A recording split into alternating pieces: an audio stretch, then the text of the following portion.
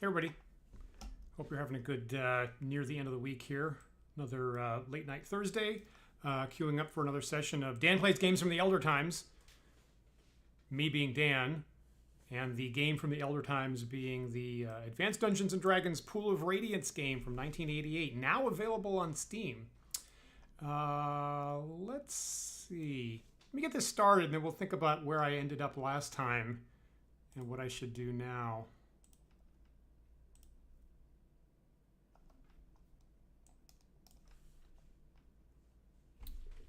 Let's see. I'm still using my code wheel. You know, if you have this on Steam, you can just hit escape, honestly, at this point right now, and get out of this. So got the code wheel that gets past the copyright protection on this kind of classic late 80s game.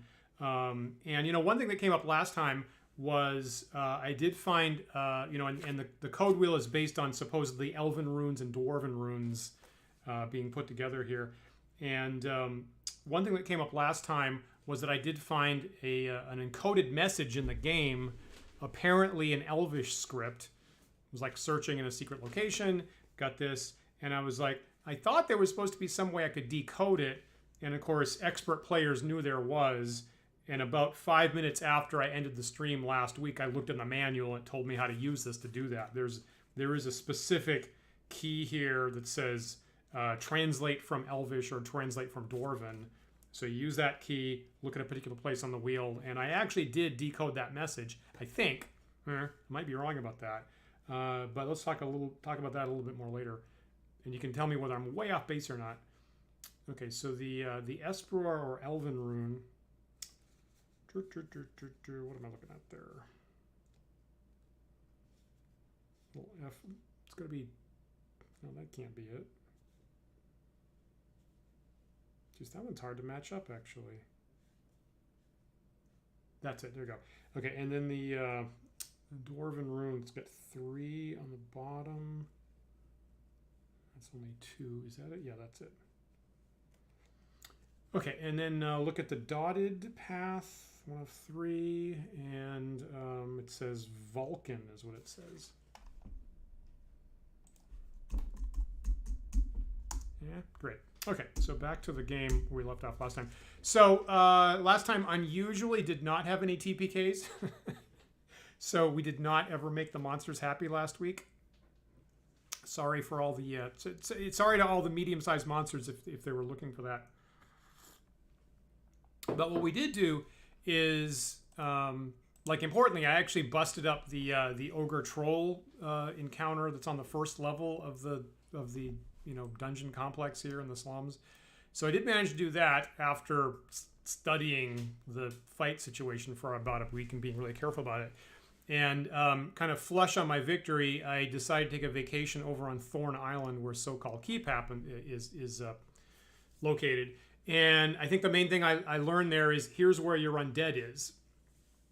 So saw some skeletons, had to fight some animated skeletons and zombies. So I'm assuming that all of Sokal Keep is themed with you know, your standard low-level D&D undead. So I'm assuming I'm going to see lots and lots of skeletons and zombies and maybe ghouls, and maybe a wight tends to be your leader type at that level. That's my guess. Don't tell me if I'm wrong. Let's see. Looking some comments from Desparrow. I hope you're doing well here tonight, Desparrow. Got it. Okay, interesting. Okay, so for what it's worth, you know, let's talk about that. So, you know, as I entered Sokal Keep here, where I currently am, let's put that on the overview here. You know, the outskirts had this, you know, dead corpse in it. Where did I put that? I think I can pull it on screen pretty easily. Here. Yeah, okay. So so that's the message I got in the game, right, with Elvish runes. So I managed to take the code wheel after the fact, and it does. Now I think I decoded it because I checked it. I double checked it twice. It doesn't make any sense to me. So what I got back from this in you know, English script is it says Lux Samosed Shestny, which doesn't mean anything to me right now. So maybe that's I'm assuming that's maybe some code to get into a secret location later on. Lux Samosed Shestny. So, If I checked it and double checked it, I think that's what I got. If I massively scrambled that up, just enjoy. just go ahead and enjoy how bad I did that, I guess. Or the critical point where that's important that I'm going to mess up later on. But I think that's what it was. So the code wheel does have one specific little key on it, one notch on it that says here's where you got to plant stuff to decode it. That's what I got out of that. I mean, if there's something to decode, I want to decode it. Frankly, I tend to be a little bit OCD about that. So I did do that offline last week. So I have that in my hip pocket. Let's see here. Okay, people reminding me to use turn undead, which is important because I don't normally play with clerics actually. So I do tend to forget about that. Okay, thank you. Now I have had at least the one quest, right, where the wizard in the slums. I talk to him. He gives me the code word, and then I go see a shopkeeper to give me the package that he needed. So I've seen that kind of mechanic at least once here. Let's see. People were telling me to get in the habit of chasing monsters at the end of a fight that I wasn't doing. Based on those ogres and trolls, I leveled up a whole bunch of my characters last time. Got second level spells for the first time. Right. So I'm trying to work Stinking Cloud into my tactics here. Griffith is really close to leveling up. Let me see if I managed to get him there last time. 29, 20. So when I get to 3,000, right, he can level up in Cleric. So I'm ridiculously close, but not there yet. So that's good.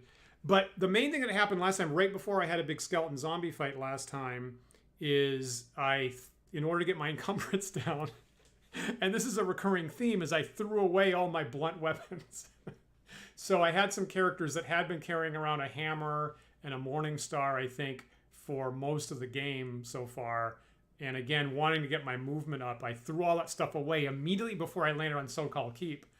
And of course, skeletons at least take half damage unless you're using a blunt weapon. So I basically just disarmed myself again right before the critical moment. So I'm going to fix that. That's the first thing I'm going to do here tonight is I'm going to fix that. I'm going to start going back here. So I'm going to go back to town, and it's true. Still, I tend to want to optimize stuff possibly over much. But I made a little spreadsheet offline, and I was looking for, like, if you are going to fight skeletons, what is the best weapon? So this might be obvious.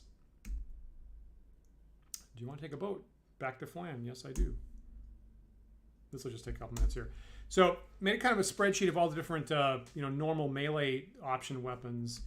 And I think, and maybe everybody already knows this, but for me, I kind of have to put it in a spreadsheet. It looks to me like the best weapon to use is the Morning Star.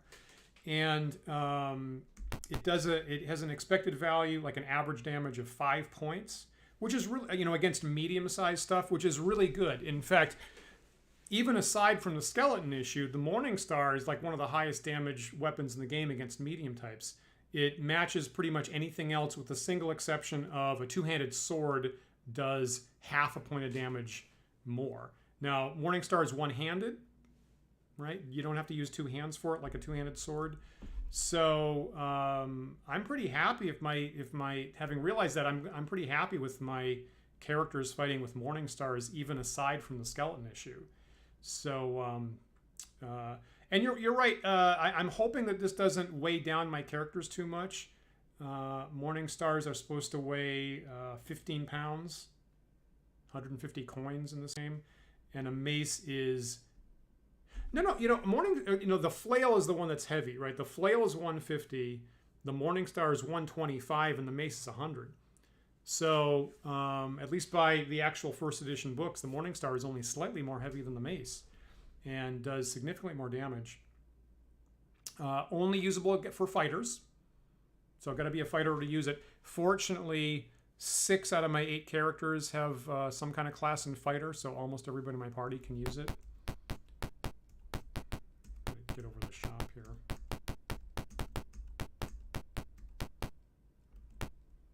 Where's the door of the shop? Oh, right. Gotta burn some time here to get to daylight. And you know what? And there was a little bit of a question in my mind about, does a Morning Star even count as a blunt weapon? That's one of those things that's not explicit in first edition. Seems to make sense, but I did actually test it offline and confirm that you know, because a Morning Star is supposed to be a knob with a bunch of spikes, so you could kind of go either way with that.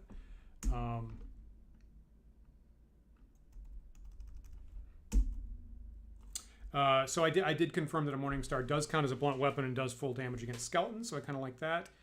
Now, admittedly, swords are usually better against large-size opponents. But, you know, in the first edition monster manual, there aren't any large-sized undead. So assuming that Sokal Keep is all undead, they're going to have to be all medium. And therefore, the Morning Star will be an excellent weapon. So I'm going to go through and just give everybody one of those. Where is the darn thing? There it is.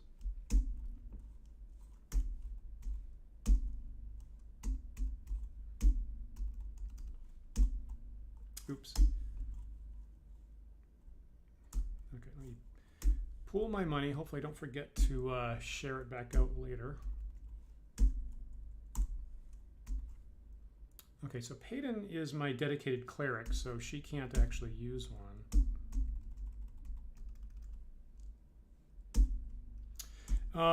Now, I'm saying, you know, in the monster manual, there are only medium-sized undead. I will say, if you know where to look in the fine print in the DM's guide, it does say that you could allow for large-sized skeletons or zombies to be created by the animate dead spell. I'm gonna probably guess this game didn't use that option. I could be wrong, but that's what I'm thinking. Okay, so I got that. So I'm gonna go through, share the money back. Got it. Let me make sure. Okay, so if you're in plate, the fastest you can go is 6, so that's as good as he's going to get. But I'm just going to arm everybody with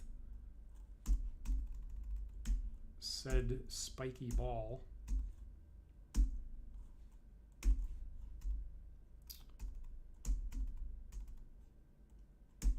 I think last time I picked up some two-handed swords because they do an enormous amount of damage against large creatures, such as ogres and trolls. Okay, Griffith is now weighed down, so that I gotta fix.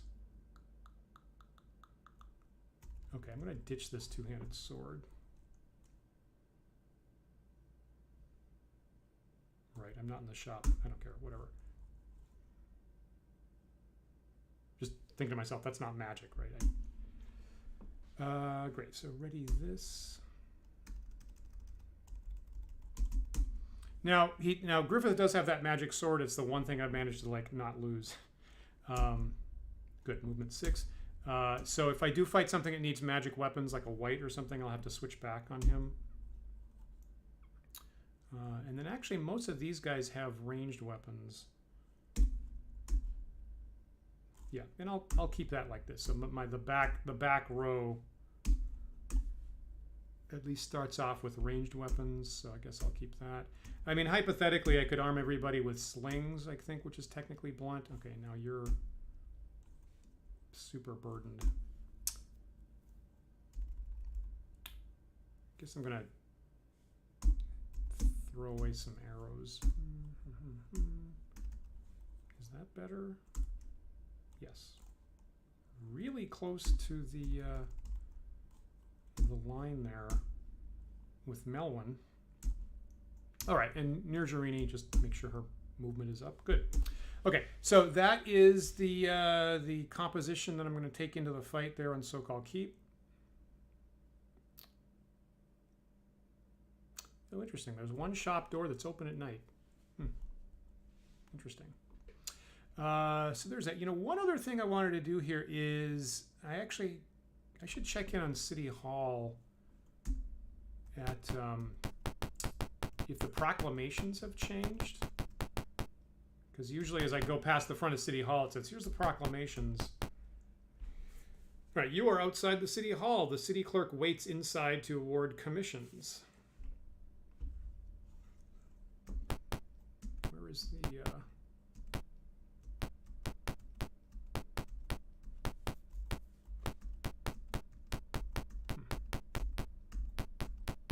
Unless I went by it by accident. I thought the...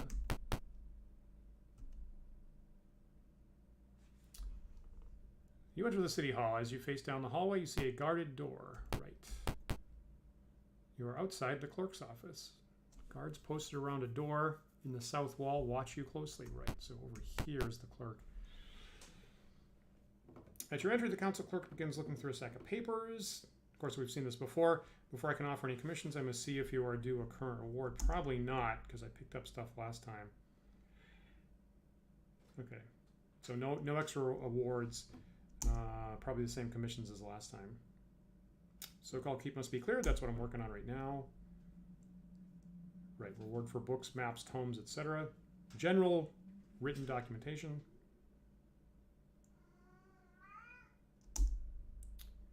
I think Yaoi wants to get involved here, so you'll probably see him. Probably see him on camera in a couple minutes. Right. The auction for the weapon in Podal Plaza. Right, that's the area just past Kudo's Well. Got it. Okay, so that's the same. I guess that's the same as we've seen before.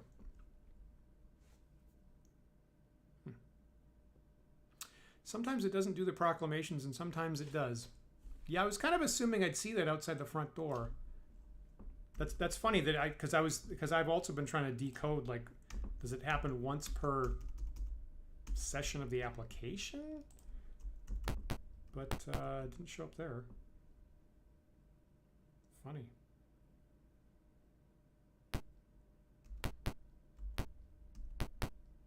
Anyway, I'll keep.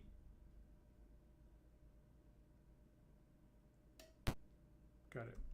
Okay, so anyway, I'll keep an eye on that location for when if the proclamations possibly change again. I think that's what I wanted to do, right? For prep work tonight. Right. Okay. So check the level up. I mean, possibly I could take Griffith into the dueling center, and if he wins, he gets 100 XP, and I could level him up. But I'm going to skip that. Don't forget about turn on dead, Dan. Chase the end of the fight. Decode the message. Get the morning stars. Yeah. Okay. Great. So that's my attempt at optimizing my anti-skeleton program. Kind of surprised how well morning stars actually stack up against other weapons. Again, it's fighters only, not that great against large-sized enemies, but other than that, it's a super solid weapon. I bet I can level them up. I mean, well, that's a good question. Yeah, so if everybody's got 130 platinum, right, you need... Right, basically two characters, right? I could put 200 together and that would do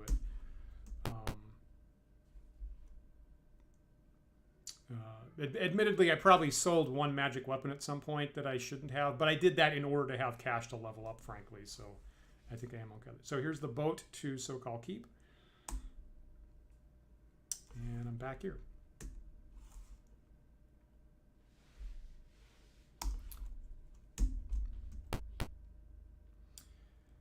You stand below the rotting remains of the once mighty gates of Sokal Keep. Echoing footsteps are dimly heard within the keep. To the west rises a mound of reeds, and that's where the actual dead skeleton that had the message was. So I know what that is. Oops, geez, I'm getting jumped already. A pack of undead suddenly appears. I mean, I assume it doesn't do any good to parlay with the undead. I'm gonna, just for fun, I'm gonna try that just in case there's some kind of weird Easter egg here. I'm gonna be nice. Hey there, aren't we? Violence is never the answer. We could just be all friends. What do you say? Type in a single word. Weird. I'm gonna type in Lux. Just because that's the first thing on that code. Message. It is a pretty good animation. They didn't like that word. So, in a fight.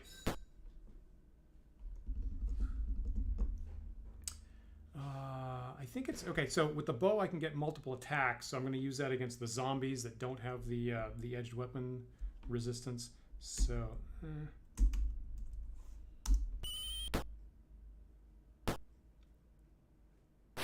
that was pretty good damage with my 2 arrows. Great. Okay, so here's my frontline guys with the morning stars. So 1 hit ought to be able to take out these skeletons. Assuming I can get the hit on. Nice.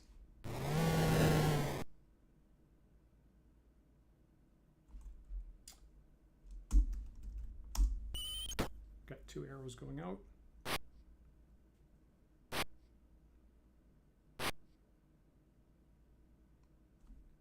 You know, I am totally going to forget to turn undead, aren't I?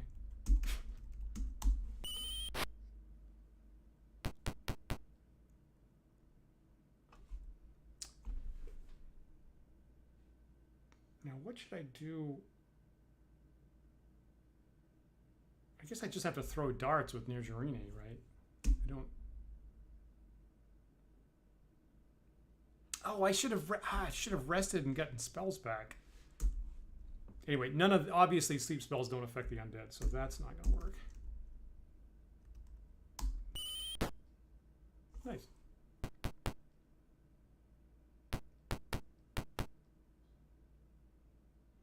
Okay, so here's paid my cleric, so I will actually turn undead here.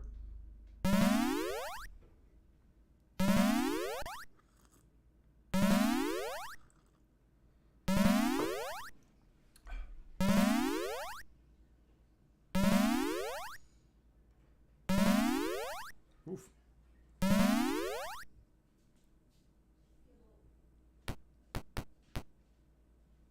It's powerful stuff.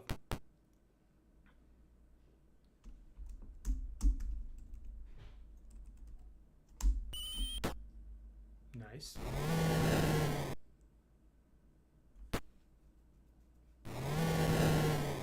Super.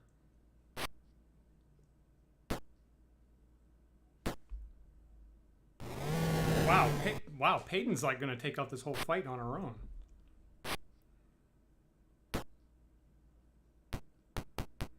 It's pretty sweet.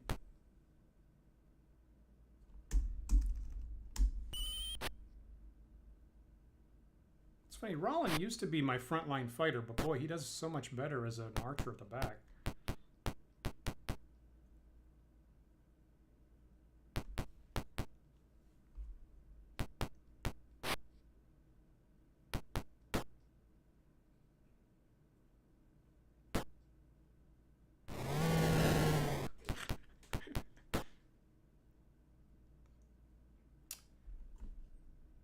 Got it. Whoops, sorry.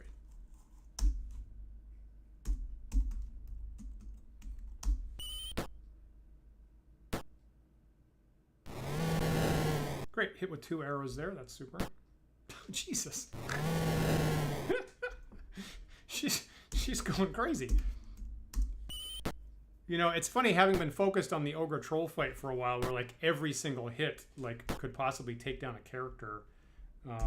And I had to like never ever attack more than a single monster before they regenerated. This is like a breath of fresh air.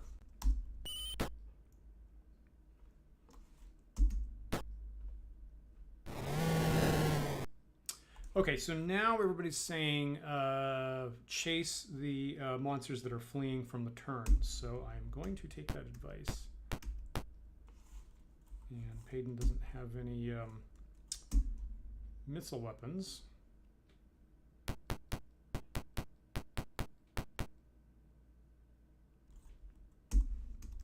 Thing is, I don't think I can... I guess I can keep shooting, but I'm not fast enough to actually catch these guys.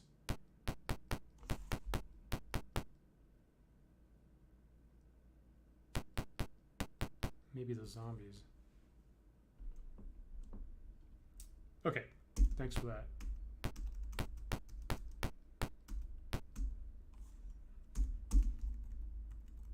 That is clearly out of range.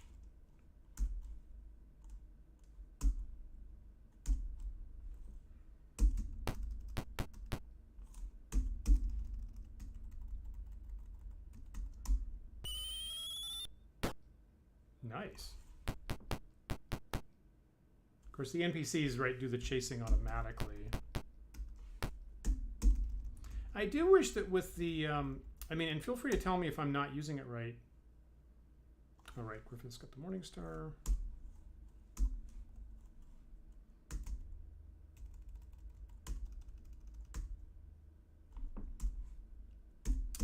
So I do wish that with the ranged weapons, I wish there was an easier way to jump. Super. I do wish there was an easier way to jump to like the next obvious enemy, because when I hit 2, 3, whoops, this is, am I aiming? Right, I am aiming. So when I do like I'm aiming right now, right? So if I do next, I mean, I would kind of like to go to the next enemy, but it goes to the next me. So I have to scroll through all of my own guys first. Then I get to an enemy. So I haven't been doing that. I wish that next would like go to the like an enemy at first. Then it would be a time saver. But right, and then I do. Why am I not?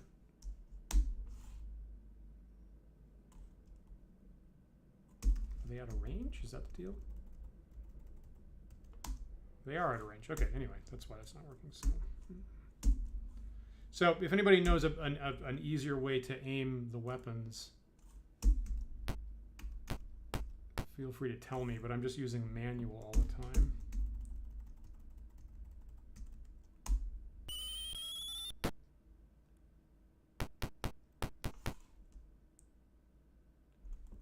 Got it. Thank you for that. Right. So it's, was it sling 12, short bow 15, longbow 21, heavy crossbow 24, if I recall.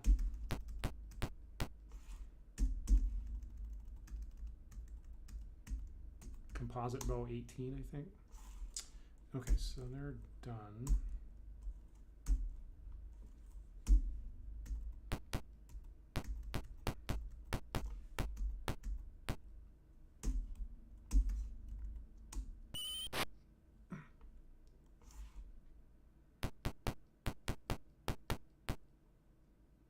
Okay, interesting.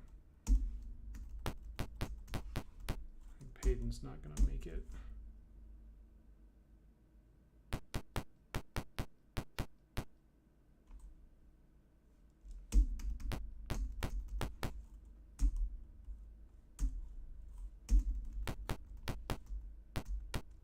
I mean, they're around this wall, right? So I can't shoot them at this point.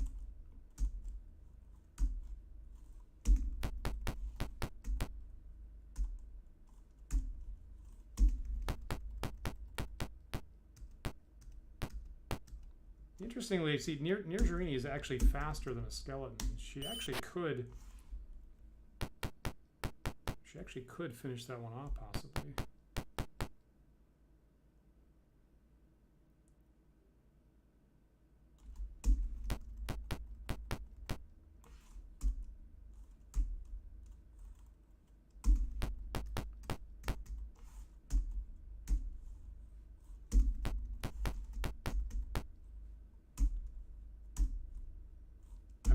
I'm starting to think about like putting them in speed mode, but I had trouble getting them out of speed mode last time, so now I'm gun shy about that. Okay, well, no, those two did get away.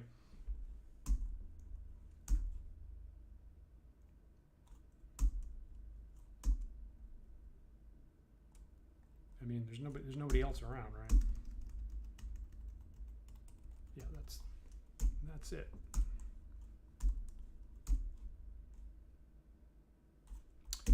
All right, so the party is 1.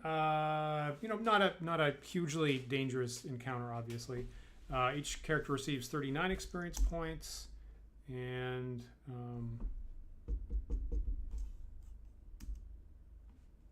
there's nothing here, right?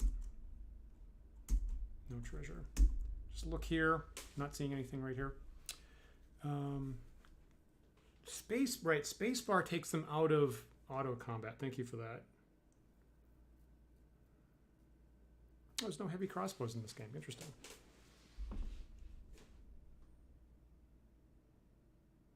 Yeah, see, that's kind of that's a slightly not great UI element to do that. But oh my god,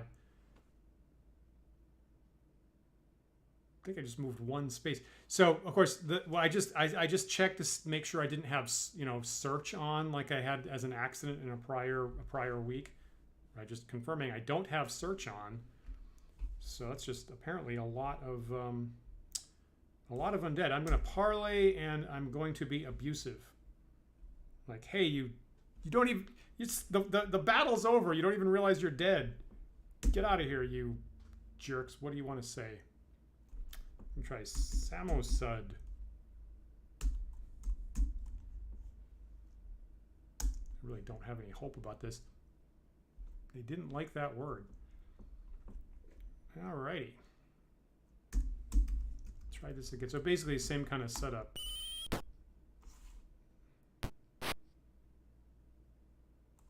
Turn. Let's see if I get as good a roll as last time.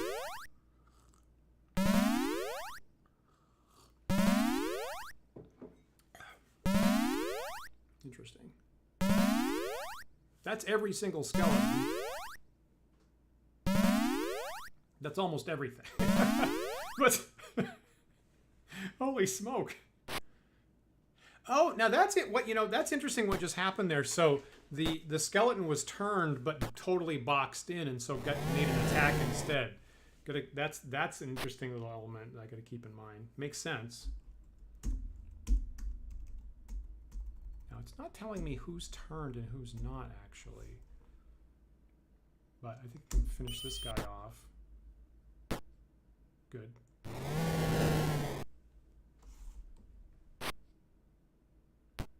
Yeah, when it gets back to Griffith, I think in the last fight I did forget to have Griffith turn, but I'll try to remember now.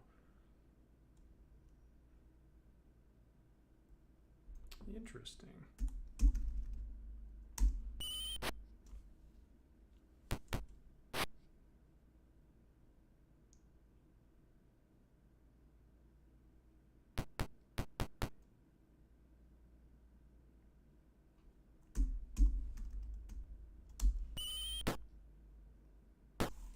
Super.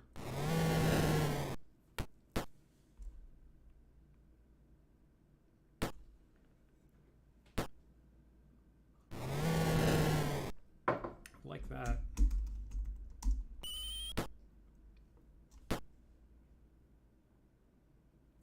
Oh. I like that, Nathan. I didn't even think about that. That might be what I wanted.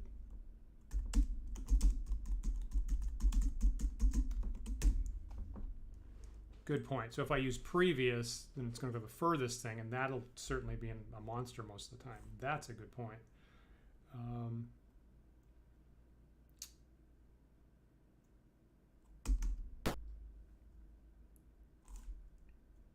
Do that right now. That's I have AP. Oh, way away.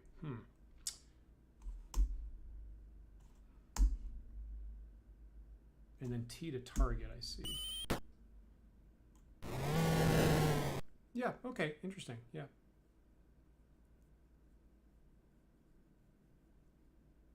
Oh, right, and then I do another one, right? T. I'm probably gonna I should practice my aiming offline.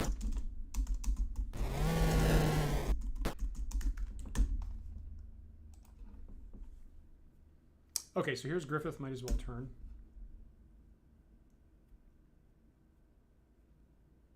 Did that not work? Or is everybody already turned?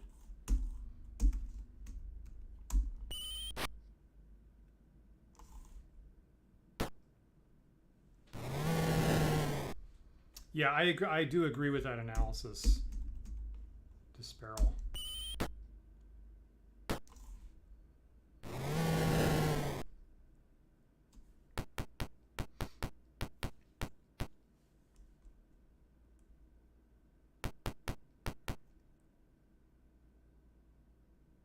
on, Payton. Nope, not quite.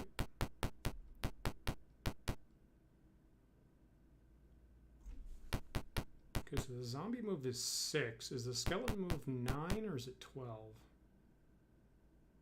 It's 12.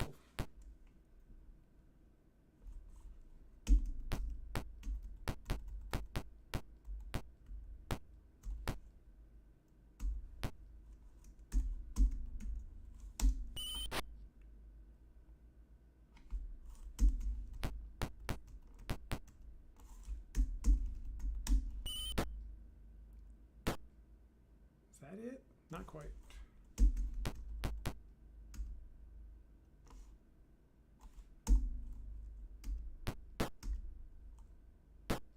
That's it.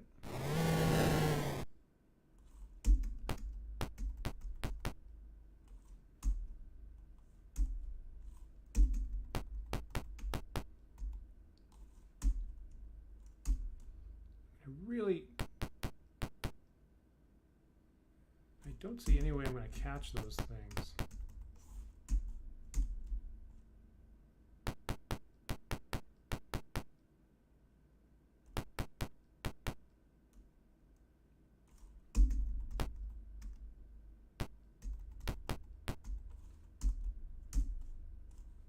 I think a couple times here I've almost accidentally attacked my own guys. Whoops. That was a mistake. I didn't realize that thing was there. Oh, God, now I'm in a bad situation. Yeah.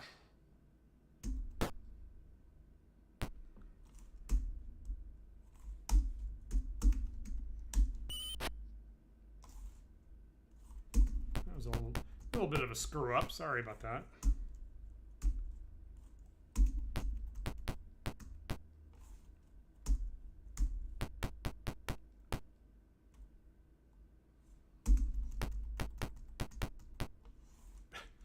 My talking about the last screw up caused me to screw that one up.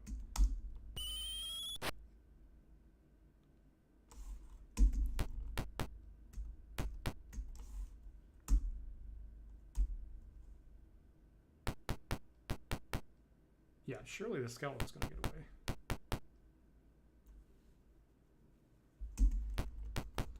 Well, I'll look forward to getting to 6th level when I can actually destroy skeletons and zombies outright. That was for sure. Of course, the first edition DM's guide I think refers to 6. At some point, it says like the magic user's master of unthinkably high level, like maybe 6. So I think I'm done here, right? Because there's only skeletons left, and I can't see. There's no way I can catch them.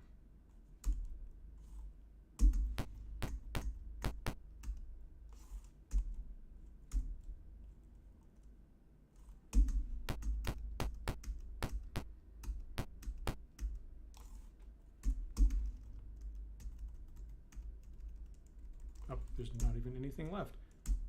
All right, quit that. I got away kind of light there with that screw up. I think Nujerini only took like 3 points of damage, I think. Okay, so I've won. Each character gets 39 experience points. There's no treasure from that kind of thing. Really got to heal up. Oh, 6th level is the maximum for spellcasters in this game. Oh, that's fascinating. I wouldn't have guessed that. Interesting. Let us do some casty stuff.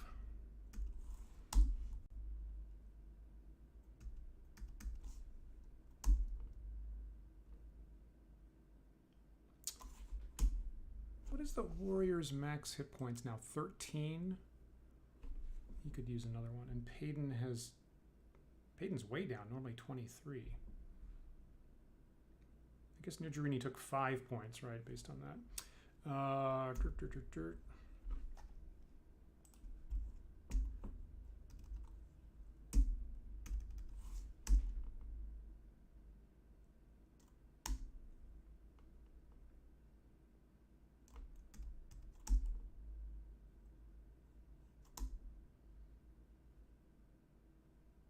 Okay, that's better.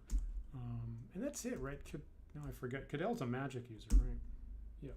I guess that's all my healing. I just have Payton and Griffith, and that's everything. Warrior's down 5. Payton's down 5. Nujuini's down 5. That's okay, right? So I'm gonna look for like one more fight, and then I'll go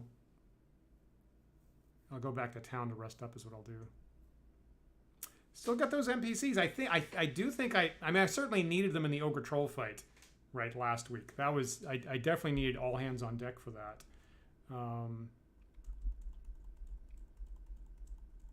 Interesting.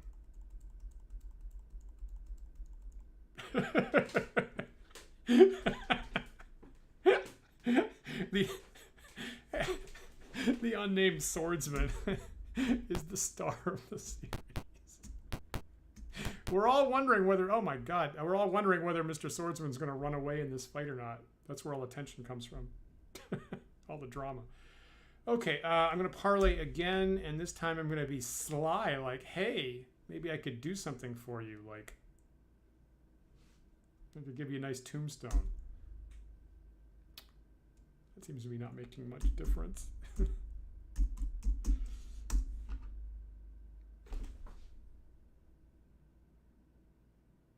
Is that normal? Is that normal? The undead leave. Did I get the, so I'm using these 3 words off the encoded message. Is that known behavior? That was just, I was pulling that out of my butt. I really thought I was just joking around there. Okay. Fascinating. Okay, well, I'm going to try... Okay, so every time I run into those undead, I'm going to try to say Chestney. That's crazy talk. Okay, so I was trying to get up here. Man, there's a lot of undead here.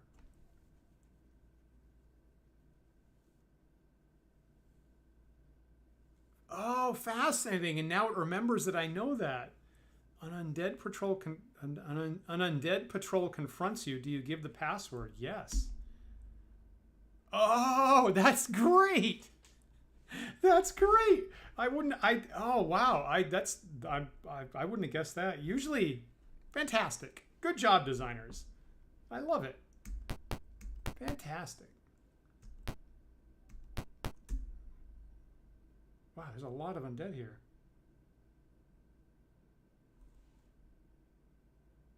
Yeah. Fantastic. Oh, man. Great. A loud commotion rises from the courtyard. Bashing open the door, a large force of orcs and hobgoblins rushes you. Well, that's different. Okay, so it's not giving me... It's not... Oh, my Lord in heaven. That's a shit ton. That's a shit ton of orcs and hobgoblins. Oh my god, and leaders have bows and everything. Holy camole. Yeah, I did type Chestney. Yep. Exactly like you got their NPR. Weird. Now there's the last of the 3 words in the message was the code word. There's still 2 more words there. I don't know if they're just red herrings or not. Okay, let me just see what I'm dealing with here. I might... Oh my good Lord. 1, 2, 3, 4, 5, 6, 7.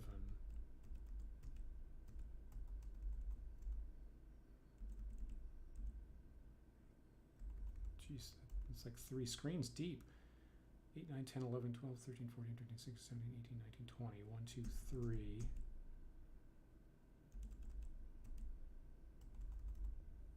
4, 5, 6, 7, 8, 9, 30. 1, 2, 3, 4, 5, 6, 7, 8. Is that it?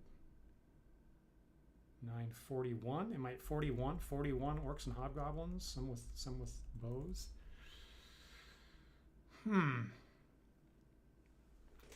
Oh, I'm glad I'm pronouncing that correctly, NPR. Do a lot of people say Emplar or something like that? You know, I really wish I knew exactly, you know, I really wish I knew exactly what the range is of a sleep spell, because that is continually super important.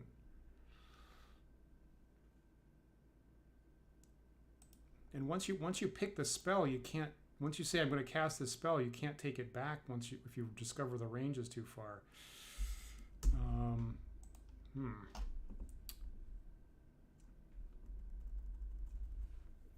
I'm not happy with that range there. Oh, Empire, got it. Well, that's not right. It's obviously MPR, of course.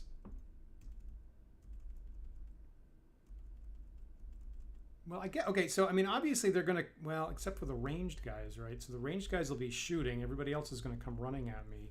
Actually, are these ranged guys gonna block in the back ranks? Is that what's gonna happen? Or are these guys gonna move at me? So I'm gonna have the hobgoblins clearly coming at me, and then these 4 guys shooting. So I guess I could have those guys come at me, hit them with sleep spells then. Jeez, now I wish I'd saved this right before this fight. Well, I'm higher level than I used to be, so let's take a crack at this.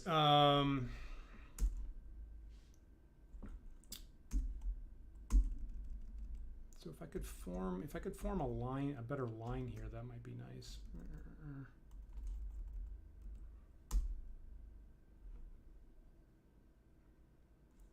Got it. So I'm gonna let them get a little bit closer just to make sure I don't lose any sleep spells. Hopefully, and hoping that my spellcasters don't get shot by arrows in the meantime.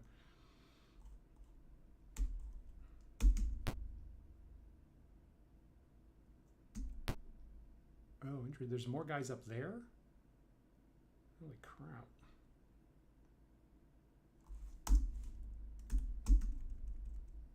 Oh crap, I didn't even see these guys, right? That's another... Jesus, another 8? There's like 50 of these guys?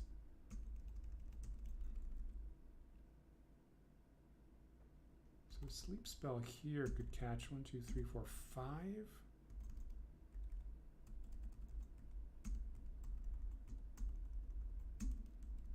And the ideal thing would be a sleep spell. You can't catch all the archers, but like right there would be about ideal.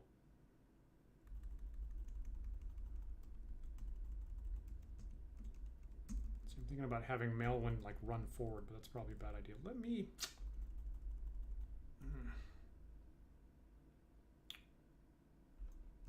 Yeah, I don't want the spellcaster to get like hung out to dry too far out in front.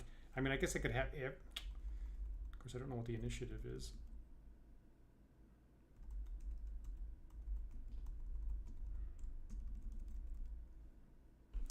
Okay, so I'm making a note to myself to like absolutely determine exactly what the range is of sleep before I come back next week. Is that in the book?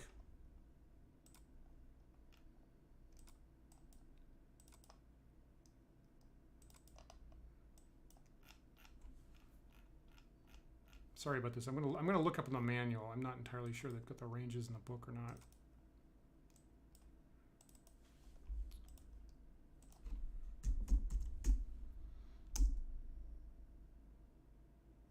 Does not have the ranges. That is super important.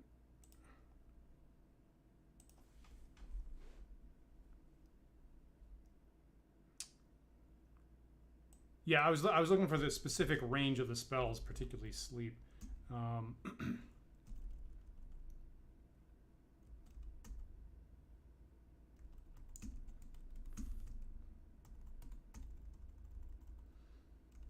You know, I'm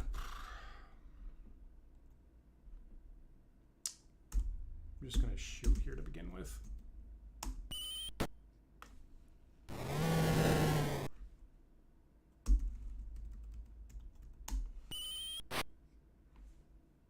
Good opening shot, at least. Okay, so these guys are blocked for now.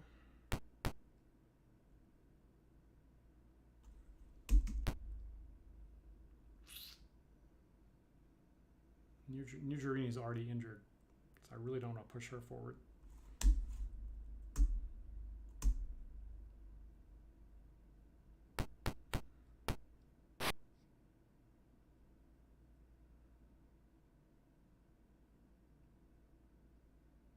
Handbook says 3 inches plus 1 inch per level. Interesting. Really? Boy, it feels like I've cast it further than that. That would only be like 4 inches at first level. I feel like I've cast at least 9 spaces, I think.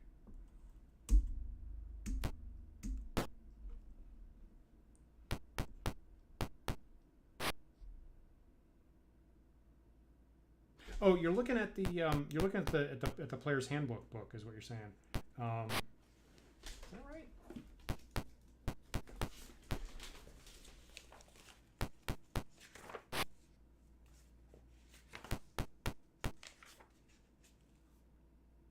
I don't think. Yeah. So I agree. That's what it says in the actual game book. Yeah, and I do think the video game is different because I think I've been casting it at least 9 inches, and I'm not even sure that 1 inch is the same as 1 space here. Actually, it certainly is for movement. Griffith. Oh. Right.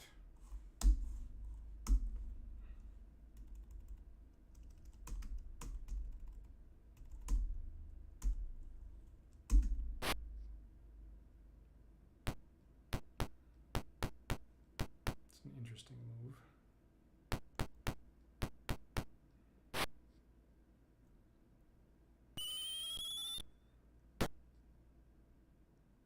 Brother, that's not good.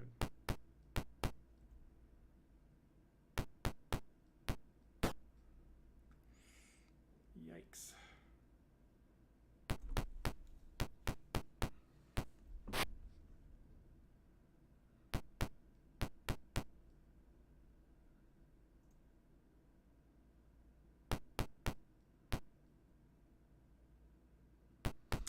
It's interesting how much trouble, right? So the classic D&D humanoids, they have to come in big batches. Don't hit a caster. Don't hit a caster. Jeez, hit him twice. They have to come in big batches to be a threat. And I was thinking about this last week. It is kind of interesting how much trouble they have in like standard dungeon architecture, really managing like a huge mob of humanoids like this. Got it. Are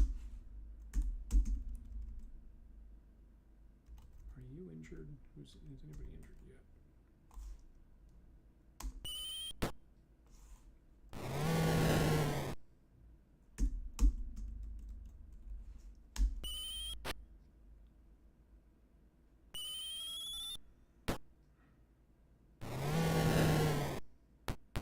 Oh, son of a bitch.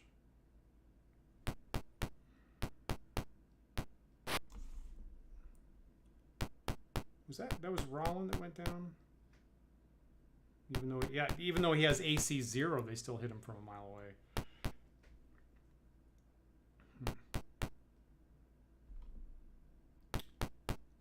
Well, starting to regret this fight.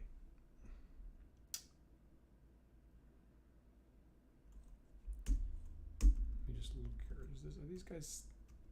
Okay, so I get 6 here. I would get the warrior.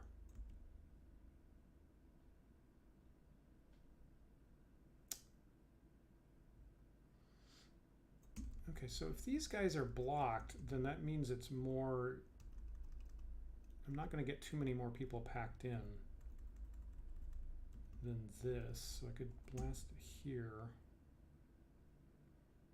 Boy, that's a lot of orcs. I'm going to do that.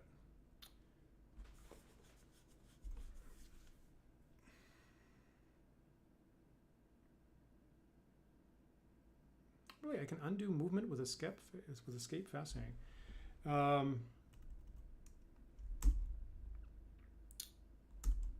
Yeah, see, Cadell can cast right now, which is what I'm considering this.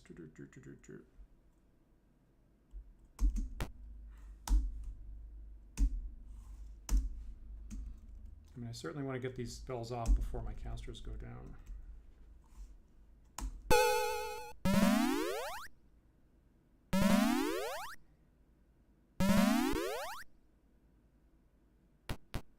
That wasn't a very good roll, was it?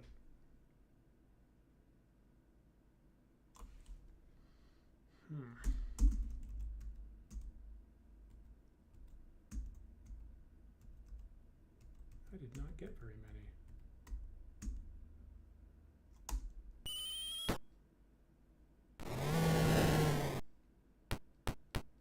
And Nathan, thanks for the reminder on the movement rules. I agree that the diagonals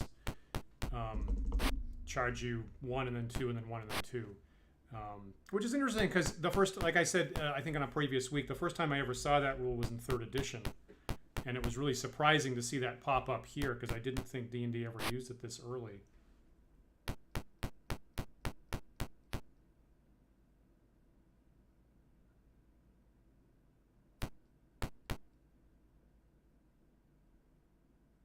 Fascinating. So a little bit of shades of the ogre troll fight where there's a specific, very important group of monsters that's blocking the rest of them.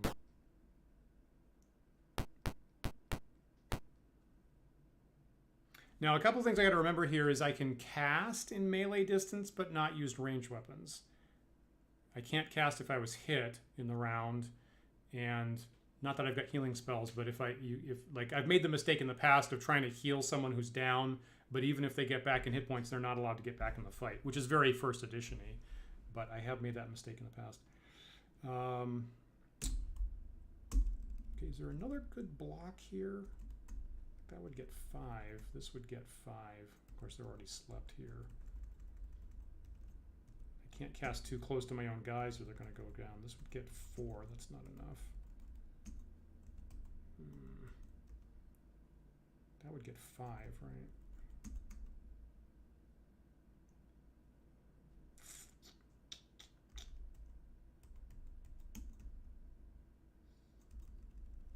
Hobgoblins are a little bit tougher than the orcs. Are they better armored? AC 5 versus AC 6. Not a big difference. We got one guy asleep. Right, I'm going to do it.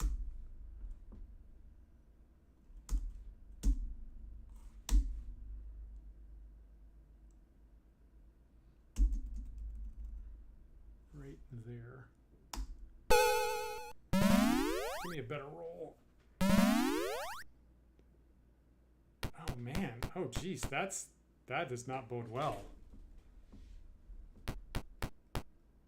So my roll's only affecting like 2. That's cruddy. So here's Malone. She's only got 7 hit points.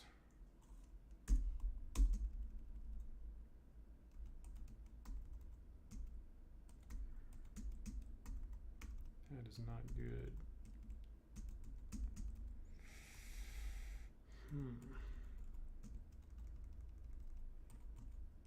Got 3 orcs on her.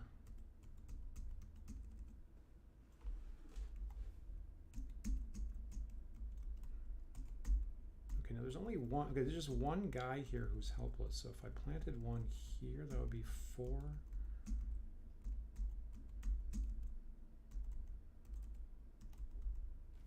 Boy, that's really spotty coverage.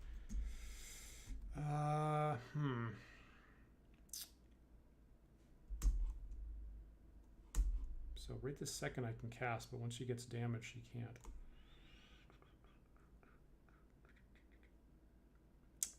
You know,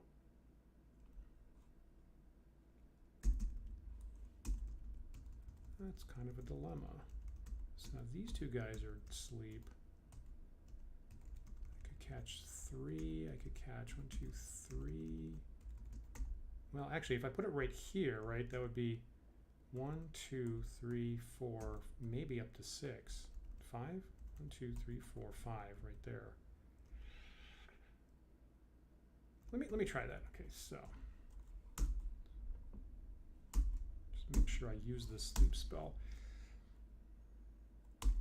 Now, you know, hypothetically, if I could plant a sleep spell like right here, that would be pretty nice.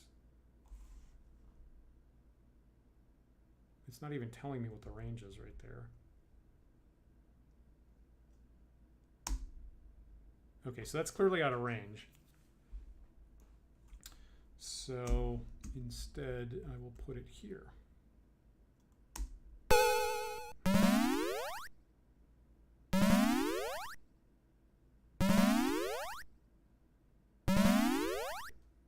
Another one? All right, there's the 5 that was in range there. Okay, that's not too bad. All righty. So obviously Nirjarini has 2 sleep spells, but she's not in range of a big batch right now. Then I want to be really careful that nobody puts her down.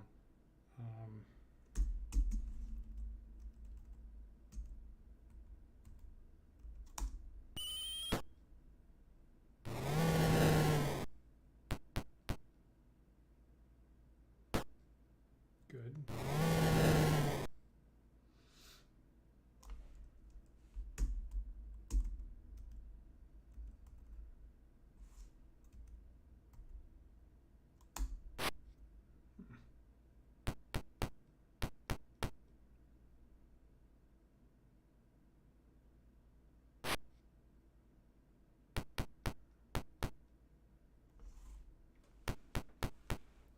Yeah, this is a tough fight. I'll grant you that.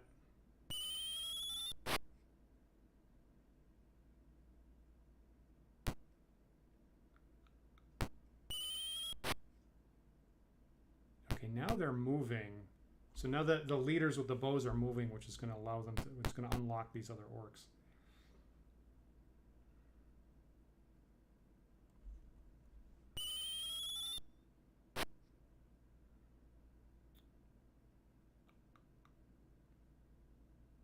Jeez, Griffith doesn't have many hit points.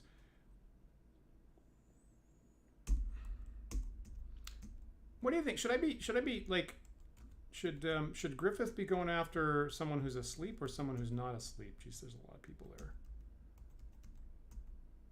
I mean, I guess if I knock off somebody who is not asleep, there's enough people that are just going to get filled in, so.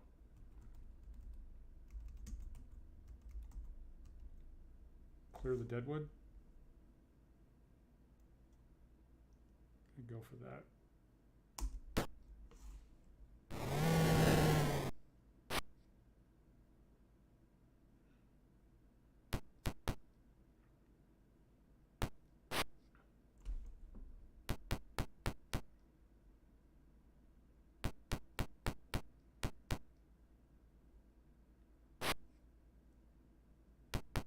Okay. I don't think I have Hold Person. I took Spiritual Weapon, is what my clerics or Payton's carrying around.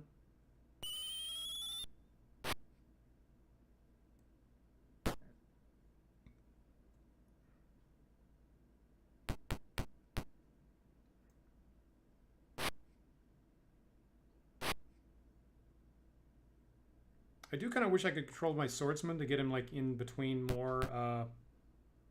No, right. You can't sweep attack orcs in first edition. I keep making that mistake.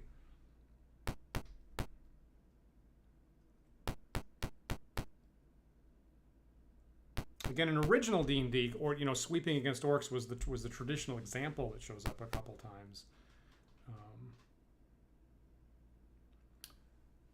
Yep, good points all around. So Melwin's out of spells, so I don't have any choice here.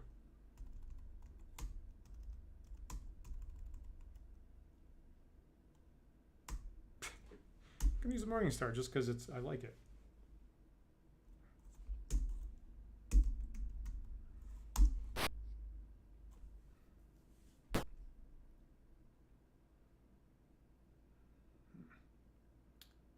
Man, Griffith's in a terrible position.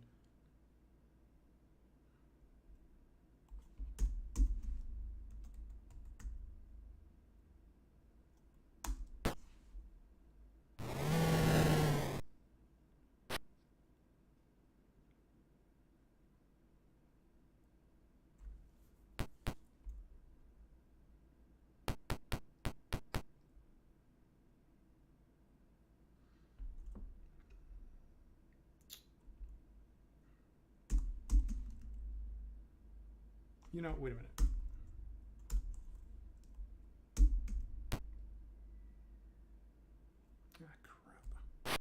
Ah, for fuck's sake. I'm trying to get Cadell in a place to like protect near Journey is what I'm trying to do. Maybe that's a mistake.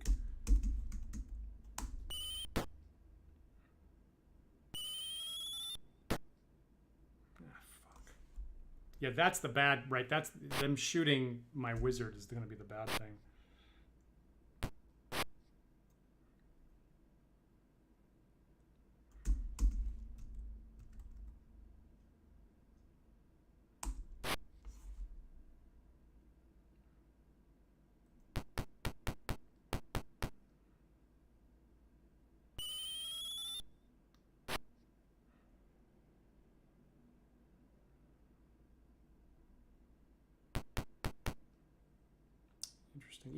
Even with one of the leaders out of the way, they're still super boxed up back there.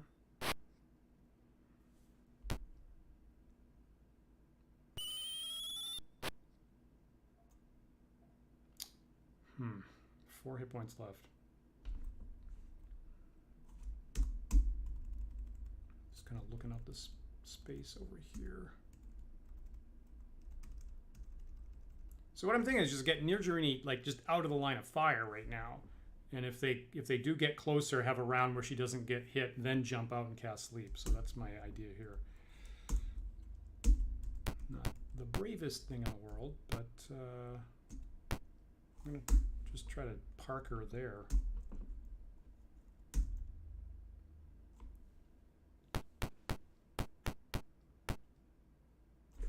Yeah, that's probably too many.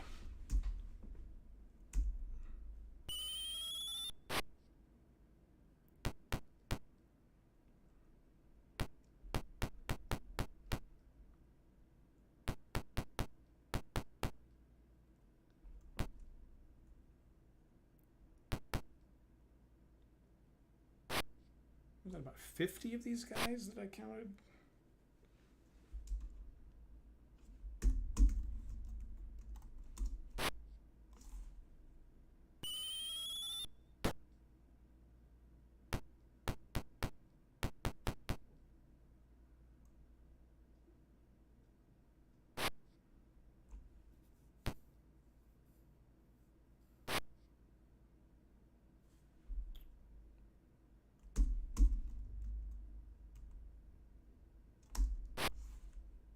And I'm not hitting very well either.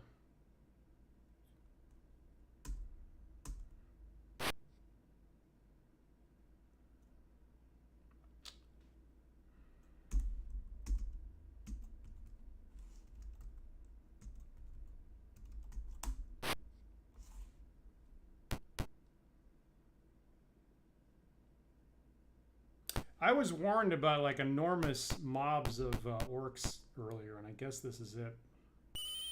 This is one of the examples.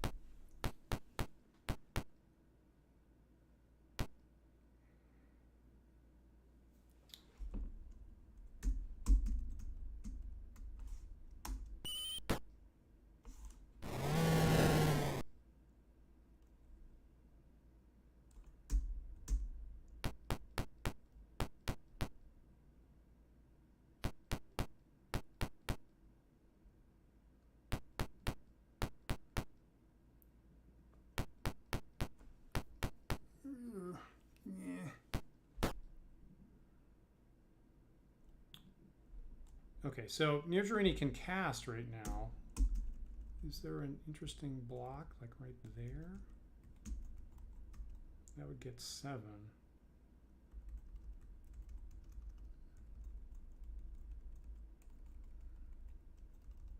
Seven's pretty good.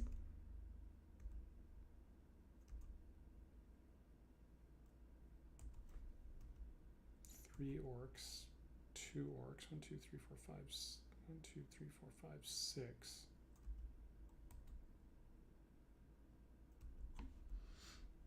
Let's try that. I mean, 7's pretty good.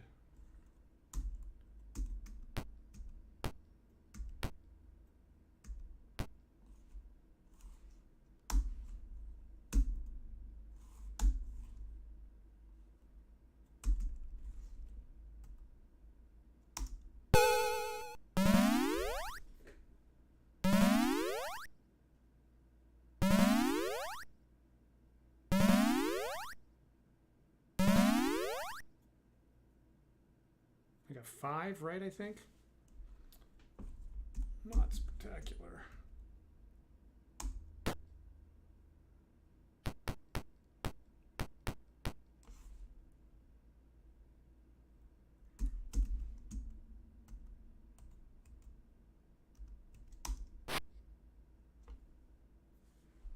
Oh, and I'm back.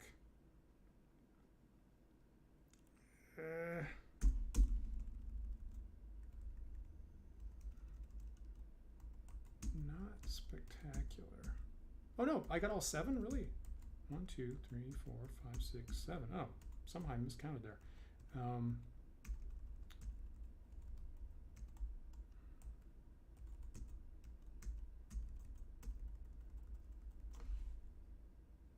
Okay, I'm gonna have Nirjarini run back into cover.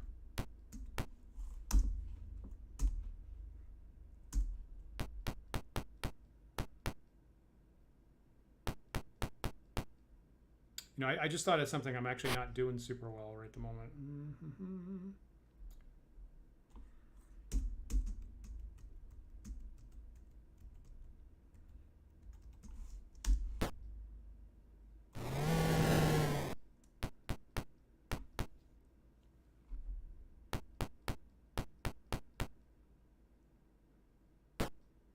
Good.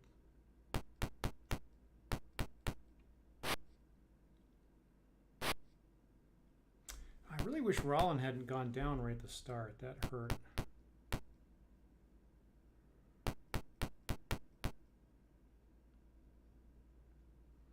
Yeah, at the moment everything has 1. The orcs have 1, and the hobgoblins have 1+1. So the thing that I'm not doing so well is I really got to have the ranged attacks go against people who are asleep. Well, I only get 1, but that's...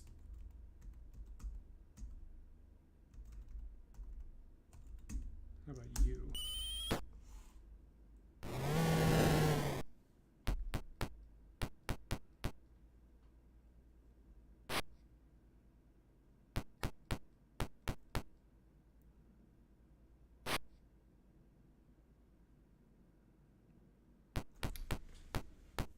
And of course, this big switch here is like I have been doing mostly ranged combat lately, so having everybody in melee and only getting 1 attack off is, I have to get used to. I have to get accustomed back to that, which is, my damage output is not like what it's been lately. Okay, thank you, NPR. Yeah, I think I'm getting. Damn it! I think those were some pretty bad rolls with my sleep spells. I agree. Oh, shit.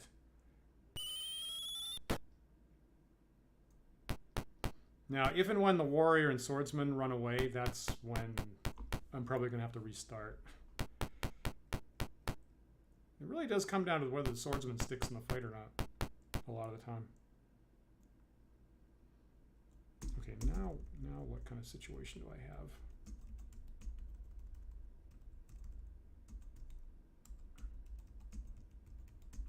Okay, so right here would get 8. I mean, you can't do much better than that. These guys are all non-asleep.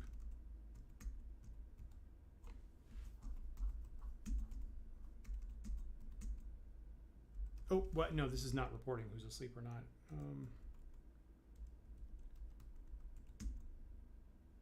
So now I don't know.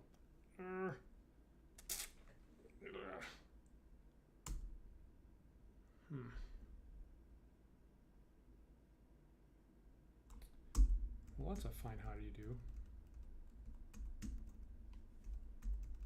I don't know who's asleep here and who isn't. I mean, I put it here previously. I bet there's a batch here that I can probably use it against, probably. Let's jump out and see.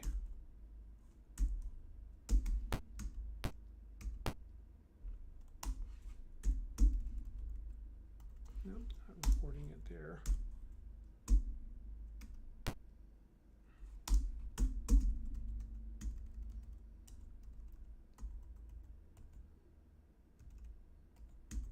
So that guy's asleep. Most of these guys are asleep because I don't have a really great badge.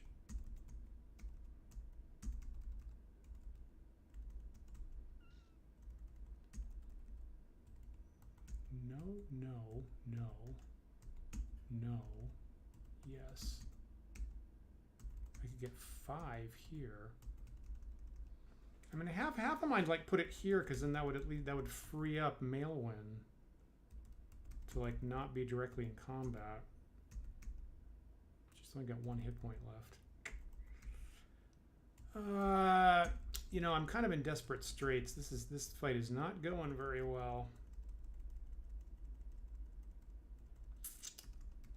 If I put it here, I get 4.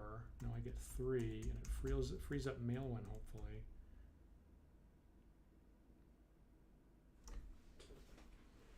Get it. Thanks for looking that up, this barrel. Yeah, that was a really bad roll.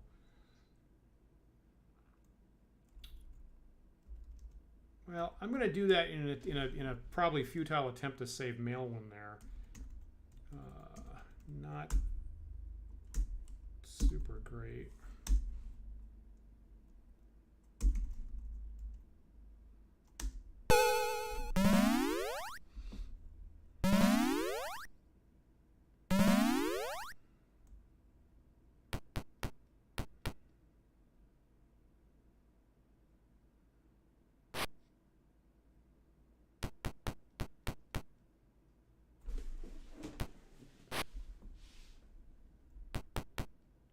That swordman's holding the whole line right at the moment.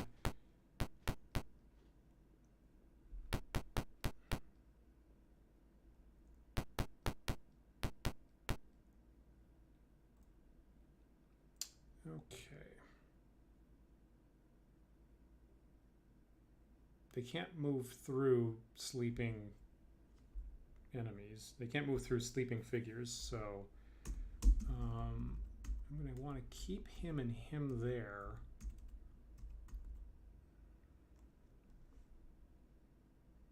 Interesting.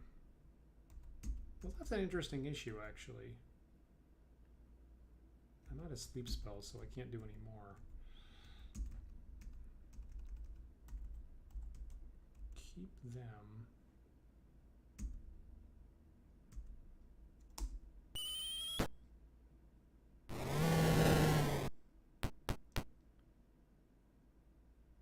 Okay, so here's Maelwyn, so at least I get back here. So I can walk away without getting hit, but I still can't, you know, one thing I noticed is I can't use ranged weapons when I'm next to somebody, even if they're sleeping, which doesn't make a whole lot of sense, but that's the rule. So...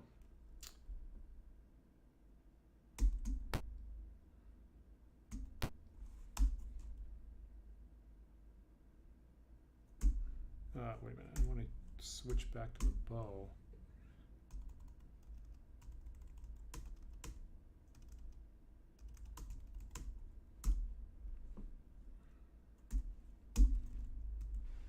Take out somebody.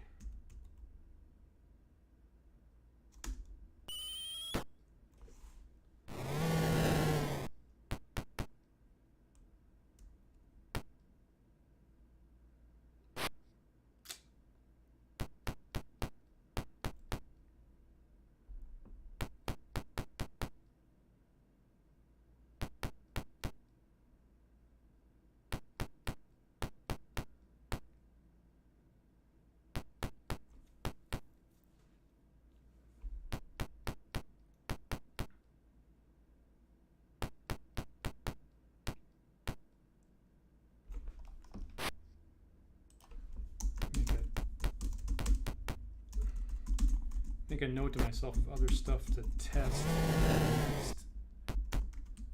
for the next session.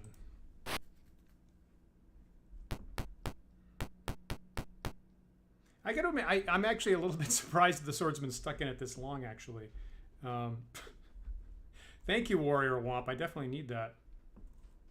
You know, actually, I got some new dice shipped in today from Chessex, actually. I got like some really huge D6s, actually, to use like in convention settings, where so everybody at the table can see it. I'm very happy with them. They look neat. Got a new set that's like smoky with red numbers on it. Looks pretty sweet. You're right.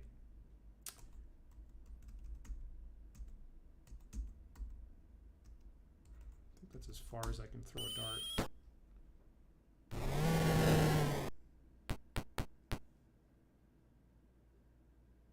Oh, geez, I like that Disparrow.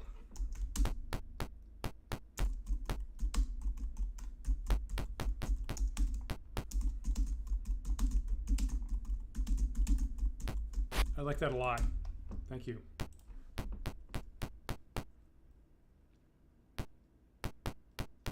Okay, now admittedly what I'm going for here is I'm trying to put as many bodies down, kind of hoping that the orcs break morale. That's like really where my only hope is. So I'm just trying to put I'm trying to rack up as many casualties as possible at the moment. But for other purposes, I like what you just said a lot. I can only shoot 5.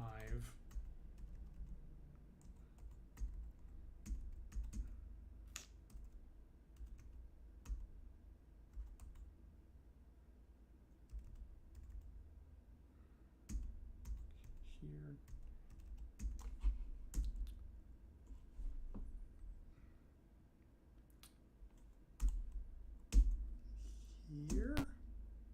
Is that good? Can I move here? I can't move there. Can I shoot from here?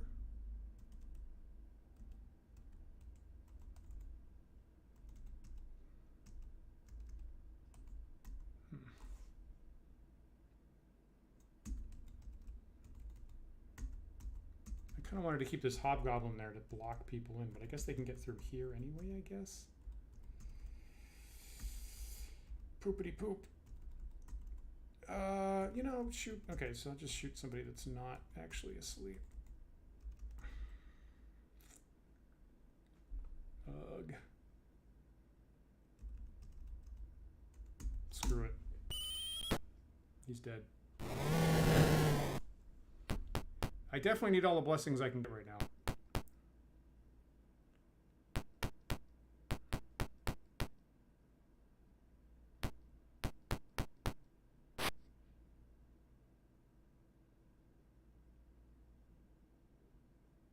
Ah, crap. Melon's back in melee with 1 hit point. Crappity crap.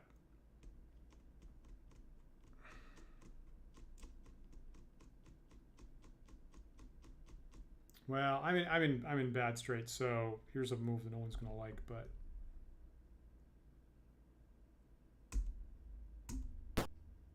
well, that's it. I mean, I thought AC1 I might be maybe I'd get away with that.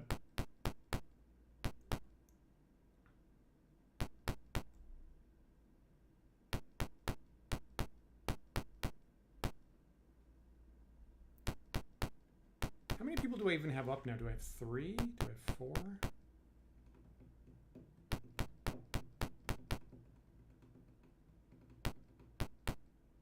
I think Ilmater is the one who's actually blessing me. I think the Lady of Pain is distributing her blessings freely on me at the moment.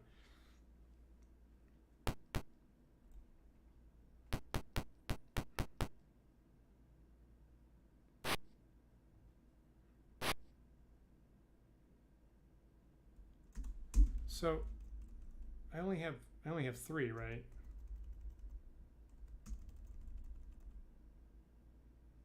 Yeah, good point. Okay, so I'm gonna throw the towel in on this one, and I am gonna restart, and I'm gonna try this same fight again, maybe with better preparation. So I guess there were a couple things I didn't really prep on originally. I do wish that I had I really wish I knew what the range of sleep was. That is like, that's the critical thing, and I didn't. I should have tested that at some point. So let's kill this. Sorry about that, everybody. And let me try that again. So I will just accept that that was a TPK and the monsters rejoiced. Eee. Good for you, monsters. Of course, I didn't save the game, which was dumb. But I do know the secret code word. Okay, so I do know the secret code word, so actually I can get past all the skeletons. So that's in the bag. So here I am right back at the start where I started. I'm assuming I can't encamp here.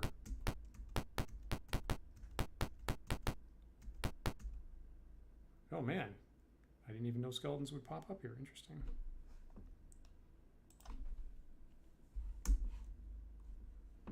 Gonna be sly, like, hey, have you heard about Chesney? Aha. So that's nifty.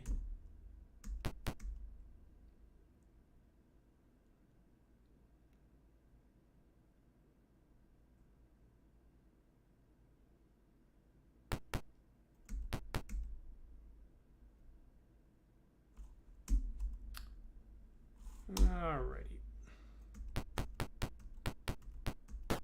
Whoops.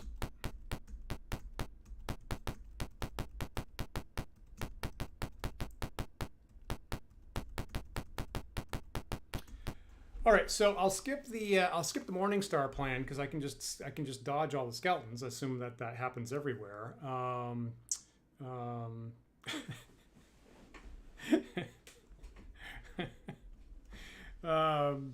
Someone needs some funny hats at this point. But I do need to stock up on. I do need to stock up on ammunition, I guess, at least for New Jerini.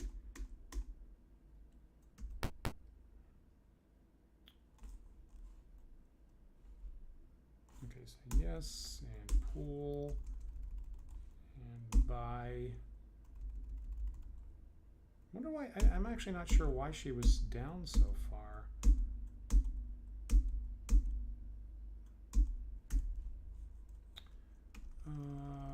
What else do I need? Okay, so he's always fighting in melee. He's got stuff.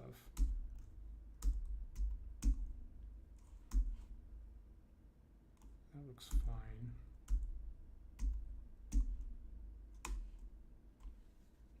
That's as good as I'm going to get. I hope it's okay that I'm carrying around holy symbols of multiple deities. It's got a lot of stuff.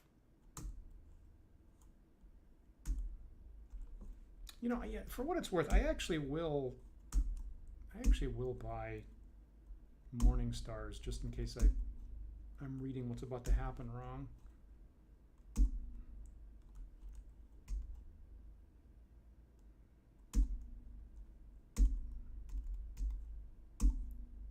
Just for the front crew.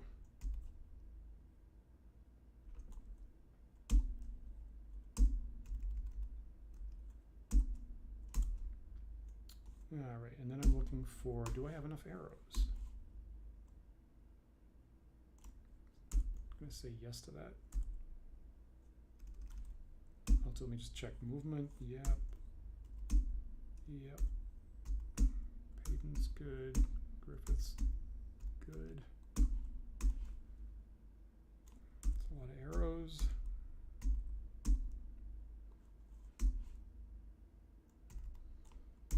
You could have more.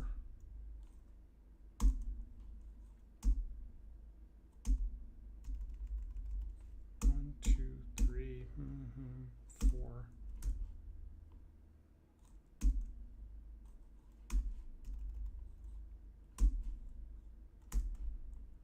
Assuming Rollin doesn't go down right at the start again. That's fine.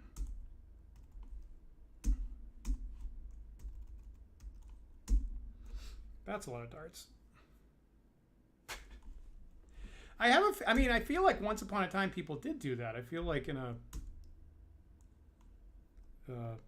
pantheistic society. I think that was like, here's for, you know, good food, and here's for good health, and here's for opening doors and all that kind of stuff, I think. Do you want to go back and get your money? Yes, I do. Share it. Exit.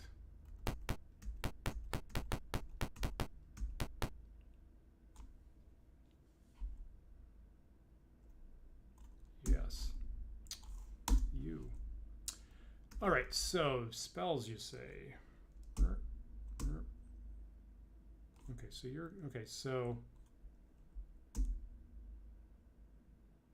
you're saying hold person, right? Does work again. I was shying away from that previously because it doesn't work against ogres, trolls, but it does work against ogres, hobgoblins. So yeah. So I have to cast spiritual hammer. Oh. You know what? This is the first time I've actually cast Spiritual Hammer, which I'm doing just to get rid of it, but I gained an item. That's an interesting way to do it.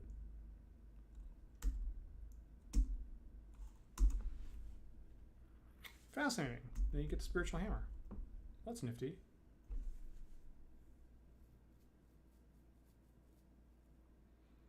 Yeah, it can't. The range cannot be 3+1 per level, because even at first level I was casting it way more than four spaces. And I think that fight right there disproves it too. Well, that's interesting. So my point was I was trying to memorize hold person.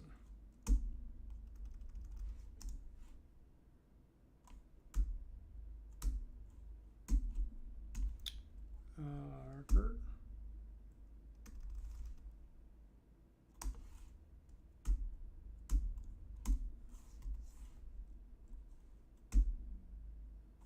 Okay, so we're full up.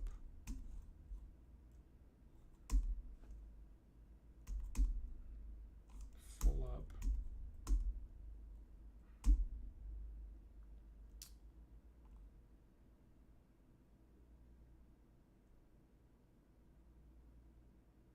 Yeah.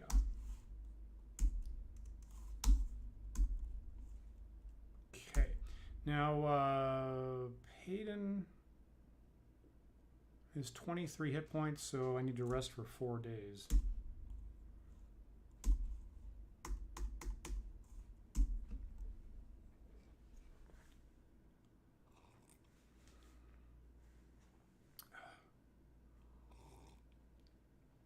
The Mummy.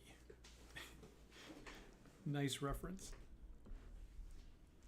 All right, that's it. Anything I'm missing? I think that's it, right? I'm ammoed up, I got all my spells, got all my hit points.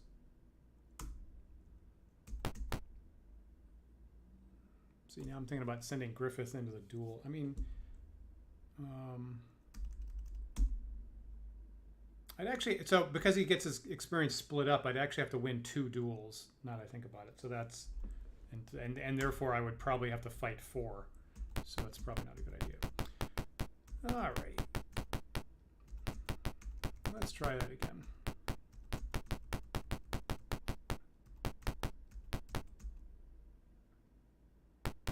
I'm not very confident about this, frankly. I honestly, if I had to guess right now, I honestly feel like I'm going to lose again.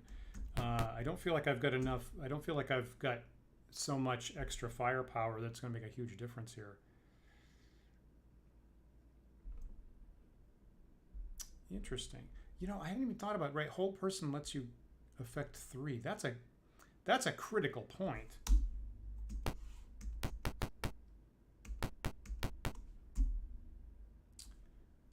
Let me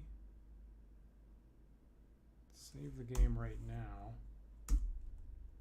Save it as A. So let's try that again. So you're saying be more aggressive with the sleeps and also the hold persons. And I can use Stinking Cloud that I didn't have available last time either, even though the range on that is definitely terrible.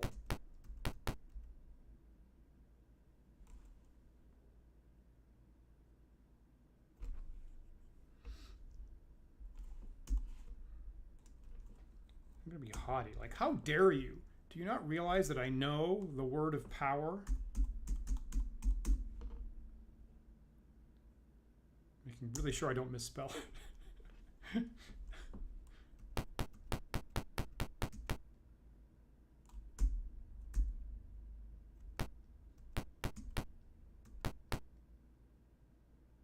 Just going to save it right here as long as I've got it.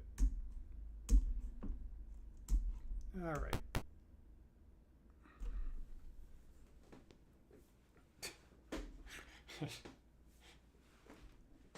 A loud commotion rises in the courtyard. Bashing open the door, a large force of orcs and hobgoblins rushes you. Yerp.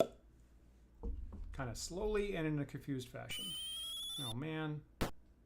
Son of a bitch. That was... So, Nirjarini has already lost half of her hit points. On the very first action. Okay. So, should everybody run forward? I mean, I guess, I don't know. If everybody runs forward, then they can get behind me. But should everybody run forward in order to, like, shield the casters? Is that what I should be doing?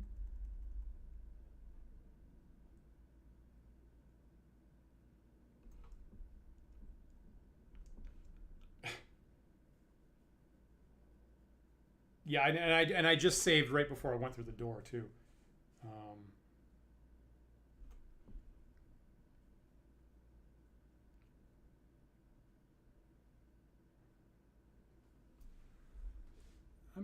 I'm gonna try that. So Payton has a lot of hit points, so I'm going to... I'm trying to think if there's some clever way I can take up more space. I guess I don't want to take up more space.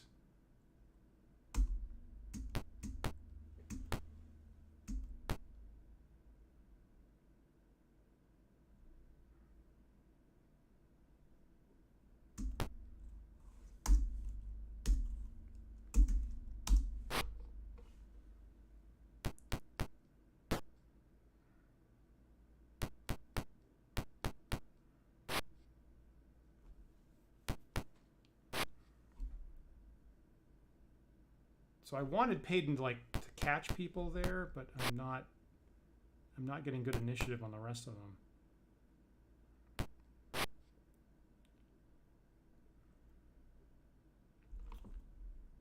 So Malin has a sleep spell and 7 hit points. Ah, fuck.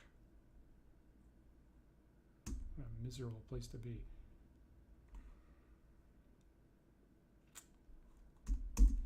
So the range to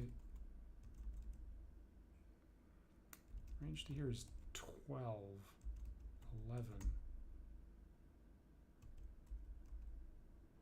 9.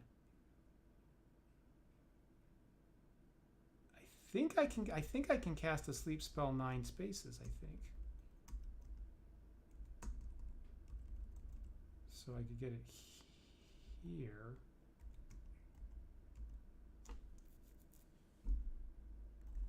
Okay, now if I'm wrong about that, then instead I will cast it like here, probably.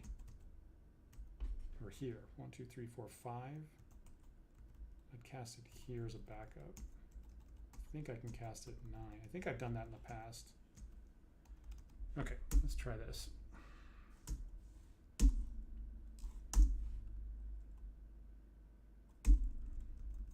think I can cast it 9 to here.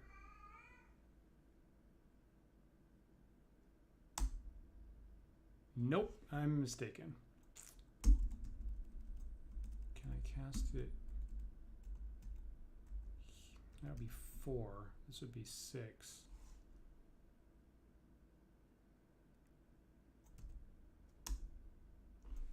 Well, that's a shame. Okay, let me hit it here and get 5, which is not great.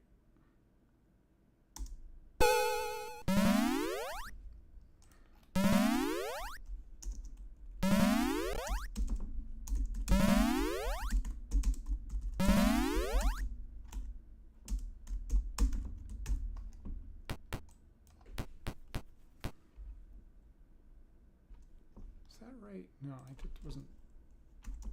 That was the number that I caught, not the range. So here's Cadell.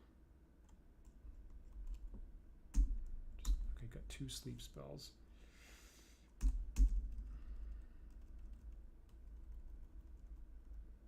So I could move 1, 2, 3, 4.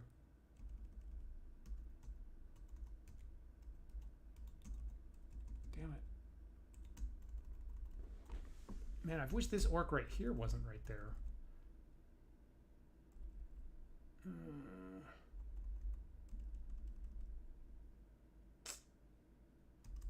So these guys are all asleep. These guys are going to come running down.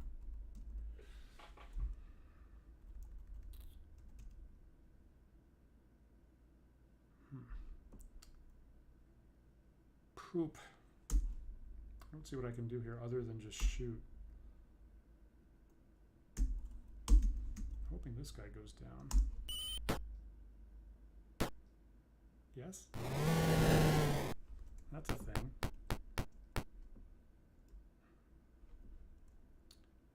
Okay.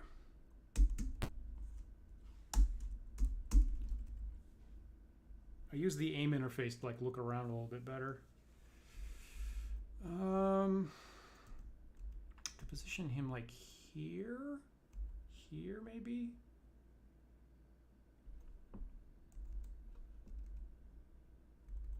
Really don't want him in the melee. Like maybe here and he won't get hit. That seems like a good place.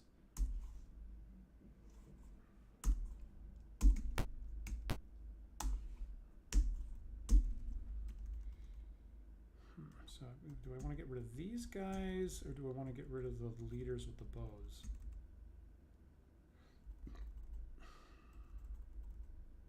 You know, Roland does pretty good with the range stuff. Let's try that. That didn't work. Okay, so I was hoping the swordsman would get...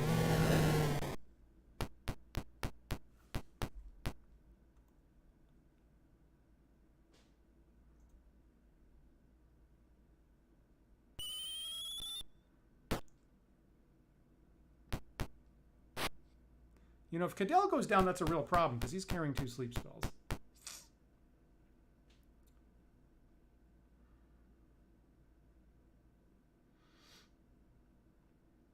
Well, not much I can do here.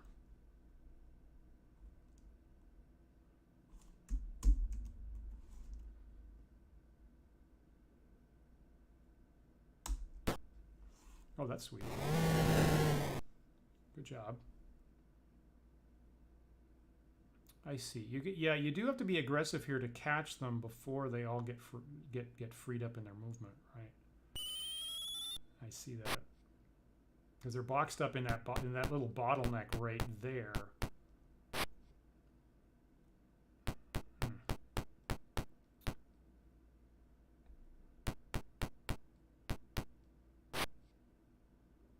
I mean, I would love to Stinking Cloud the leaders, but wow, I am nowhere near range because we know that has a very short range, like only about 4 inches.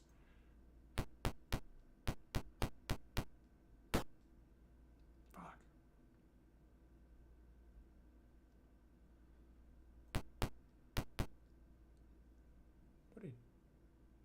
What the? That was a weird move. Is that guy running away?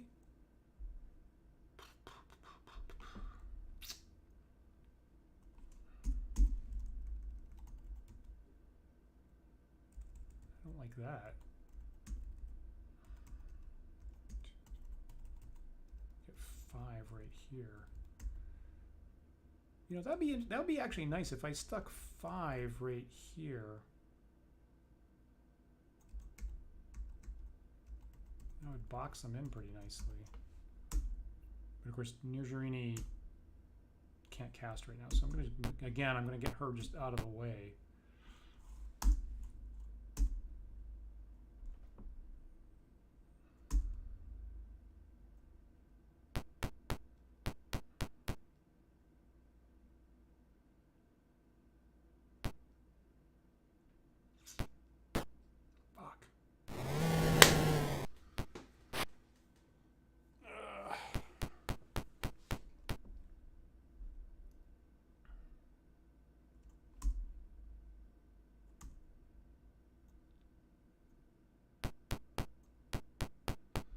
This might be a 2 PK night, possibly.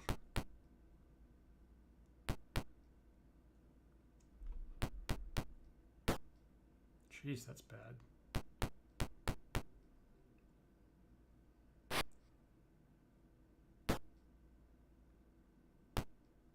I'm glad Payton has a relative ton of hit points.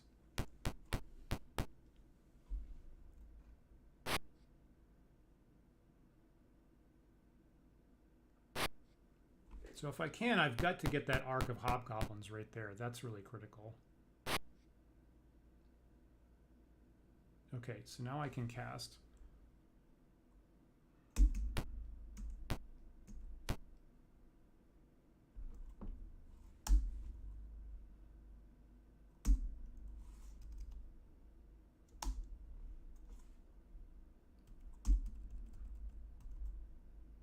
So I'll catch 5 right there. Not great. You know, let me try to dial in where the range is. I mean, again, if I could put it here, that would be wonderful.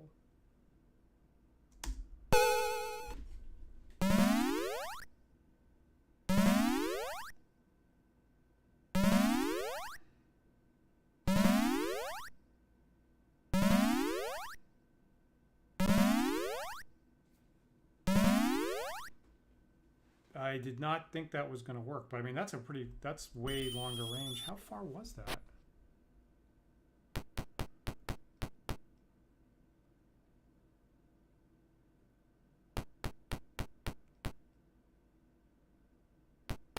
Now, Nirjarini is 3rd level, so I guess the range is longer for her. That was okay, that was a nice. Okay, let me try to decode how far that was. 1, 2, 3, 4, 5, 6, 7, 8, 9, right? That would be 9. Yeah, so Nirjarini can cast it at least 9.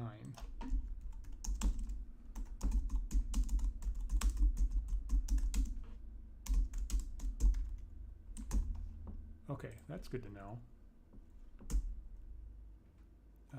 So what should Roland do here? I hope the warrior slides in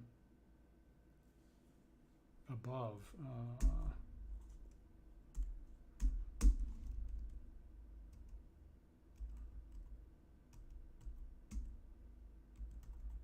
That guy, I don't like that guy being there. Take him down. All right, and here is Desperal's hint.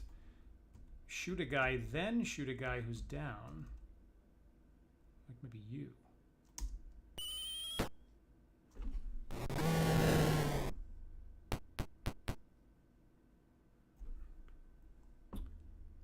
All right, so here's Griffith in a whole bunch of things.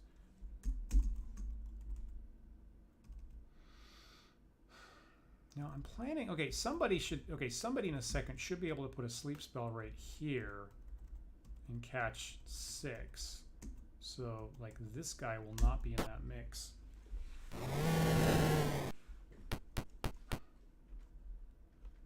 So hopefully either Cadell or Nirjarini has another sleep coming up.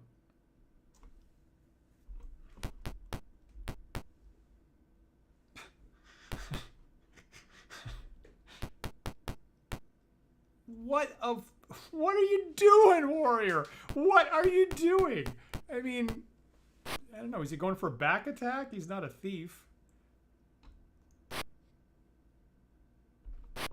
That squad up there is going to be trouble. Okay, so here's Cadell. Get a little bit closer to the action.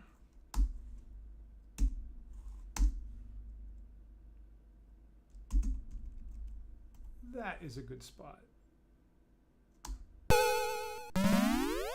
1, 2, 3,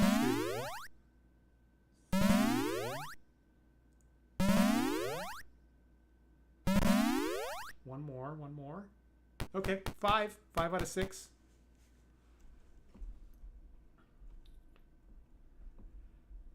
Alrighty, so Payton's taken about 8 hit points in damage. I guess that's not terrible.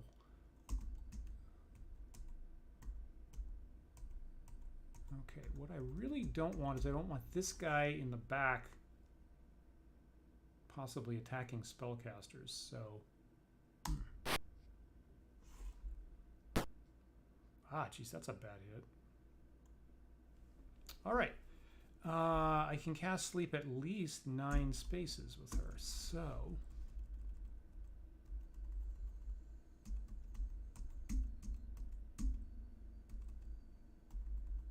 I mean, right there would be nice. That's 12.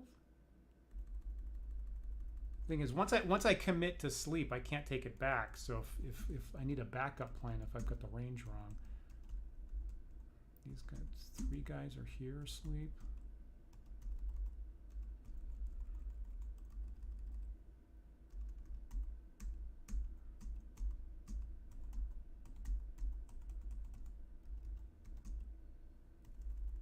I don't see a good place to sleep actually. That guy's still shooting. I really don't want Nirjarini to get hit. I think I'm going to pull her out. You know, I'm going to pull her out of the fight again and keep her on tap. So when the orcs, when I have to fight the orcs, I'll definitely have Nirjarini available. I think that's reasonable.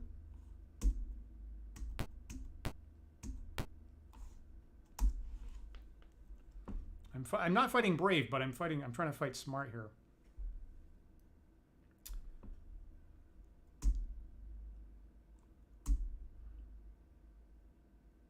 All right, so these...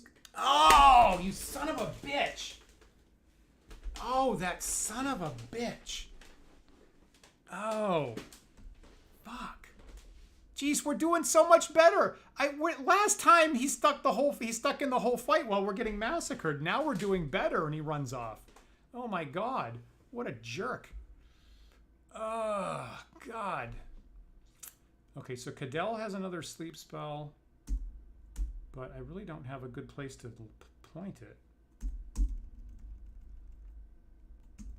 God.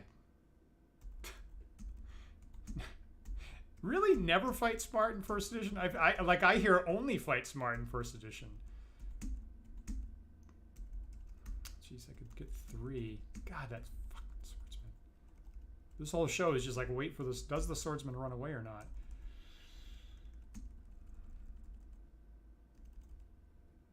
Okay, let me try to...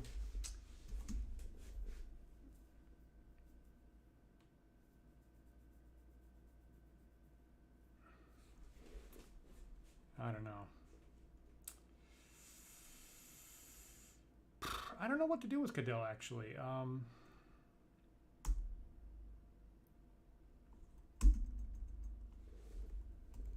The main thing is, I mean, okay, there's only one guy with a bow, right? There's one guy shooting. If he shoots Cadell, he can't kill him in one shot. So I'm going to stand here. If I get shot, I'll pull him out. But for now, I'm going to try to kill this dude.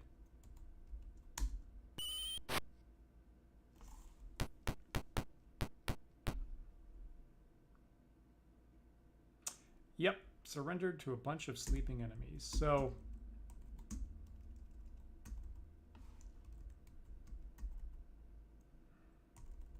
really wish I could get this guy out of here. Again? More? No.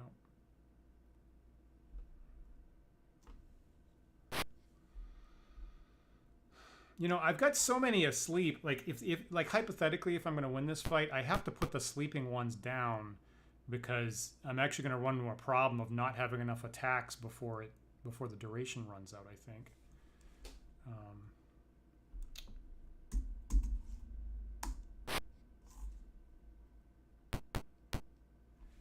I don't see how Payton's going to get through this. There's too many there.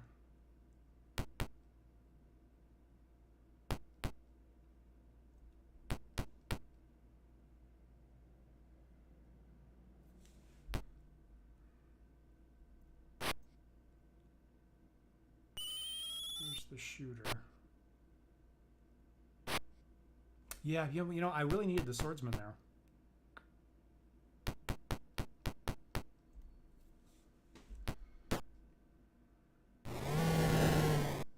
Finally.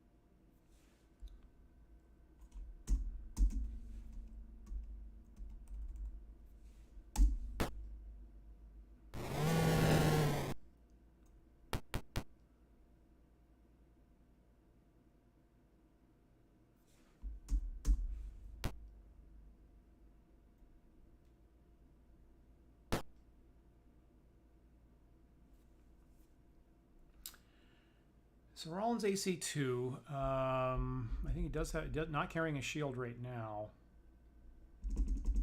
So again, I'm considering intentionally pulling him out and taking the free attack, and thereby getting 2 attacks later instead of 1. Of course, that's Cadell there, who's kind of weak, and I don't want anybody attacking him.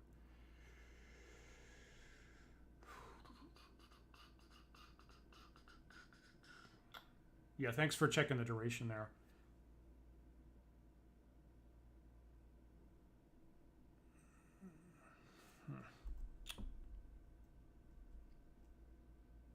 Gonna move Rollin back. Maybe a terrible idea. 2. I'm okay.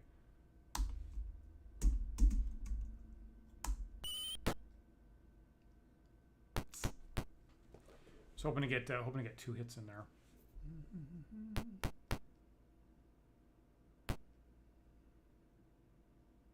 That makes a big difference with the duration.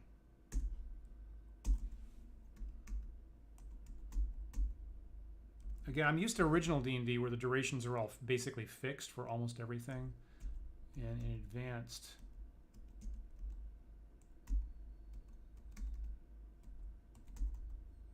you're right, I'm not super used to the variable duration there. This guy, I really wish that guy would go down. Yeah, that should be good.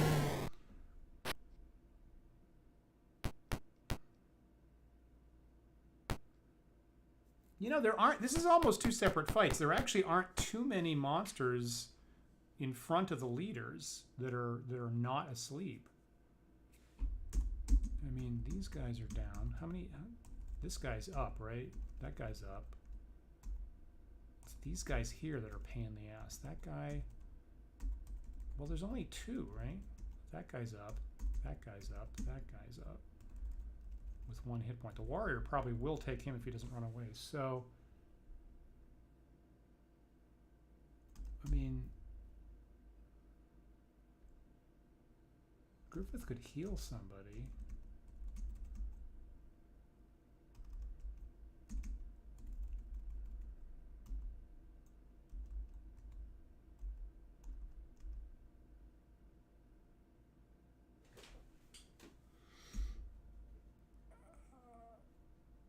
Griffith could get in front of this guy. That, you know what? That's helpful. Okay, so these sleepers block this, which means that Cadell can. It'll be 1. It's gonna be 1, 2, 3, 4, and hit that guy and protect my archers. That seems like a good idea. Move here, here, here. Oh, do I not have enough movement? Weird.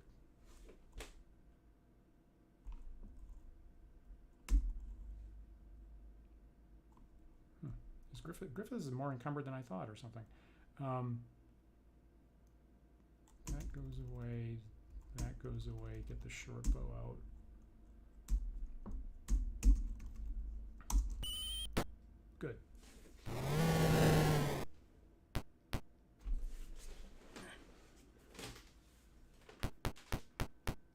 Oops! I didn't realize you could get through there.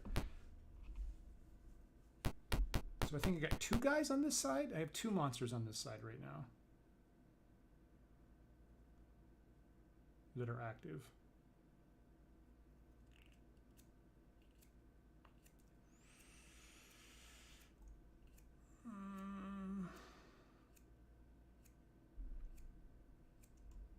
Okay, so Cadell has the extra sleep spell, so I really don't want Cadell to go down.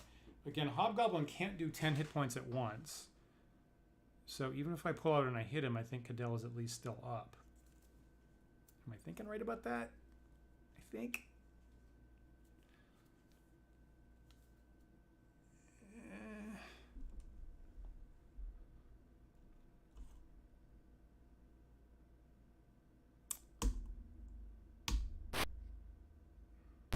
Got away with it.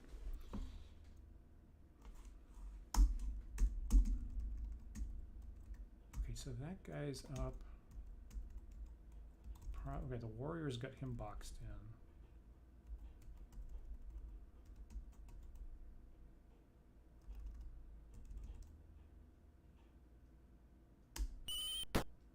Good.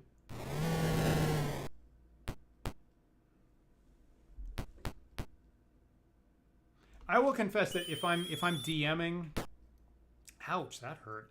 If I'm DMing cleric, heal thyself. If I'm DMing D&D, I actually don't let people take this much amount of time to think about their moves as I'm doing. But you know, we are doing miniature-based, you know, positioning here, so that's how the game works.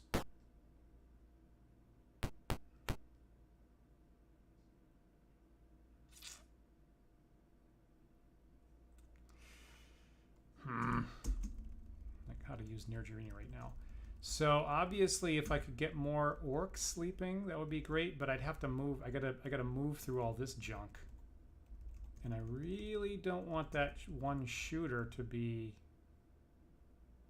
nailing me. And I have to be really close with the darts. So I'm gonna leave. I'm gonna leave Nirjarini in cover. How many do I have? I have 4 other than her right now. So I'm hoping that these 4 can cut through the front group, and then Nirjarini can come in with a sleep spell. That's what I'm hoping for. Boy, this is really dicey.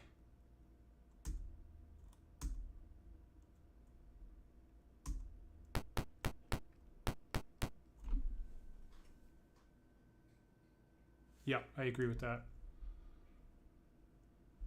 I really don't want her as a target of the archer, because when the that's what I'm thinking right at the moment. Could be too cautious. I can dart sleeping hobgoblins. That would be nice, but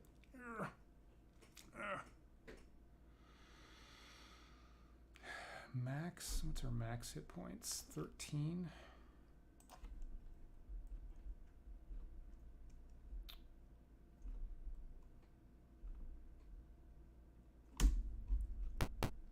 Not using her. Okay.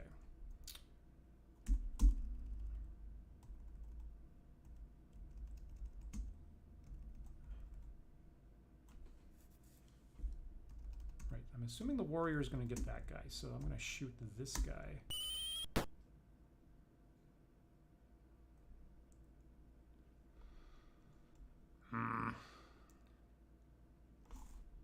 Yeah, like I was delaying last time, and I think she was I was at the end of the round a second ago.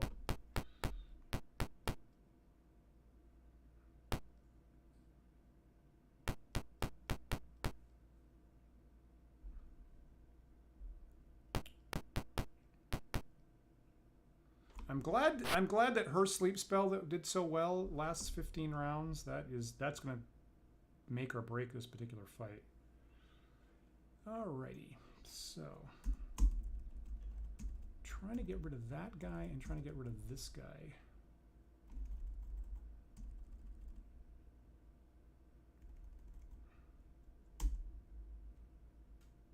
And Cadell has a sleep spell. Just check on that. So I don't want him to be too much of a target.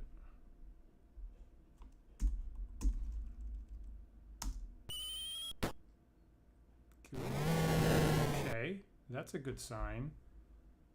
And now I can take out somebody like maybe you.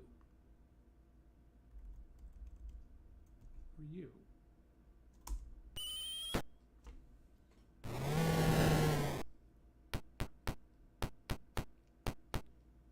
Interesting. Oh, that's interesting.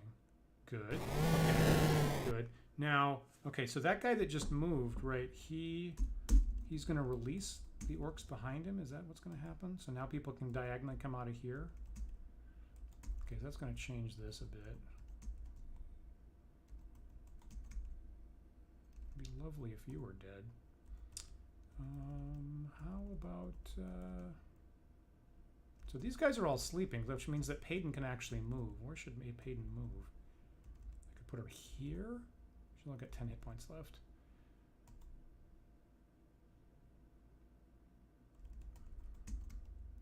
You are the dude.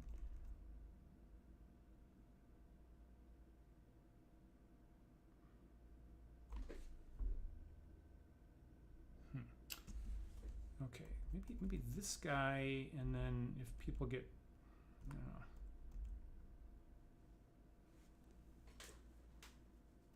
Oh, interesting.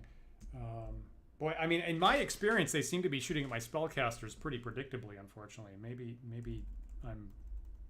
I've got biased reasoning on that. You.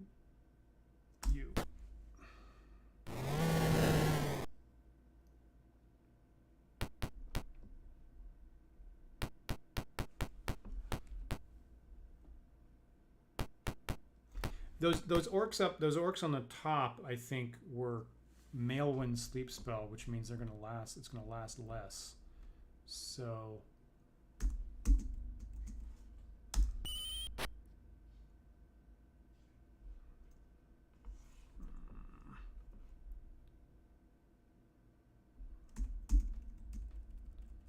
Jeez.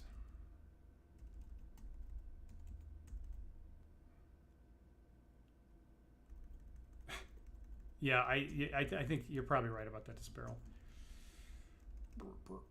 Okay, so once I take this down, then I've got basically free to action with Cadell and Nijurini with my 2 remaining sleep spells. But right now,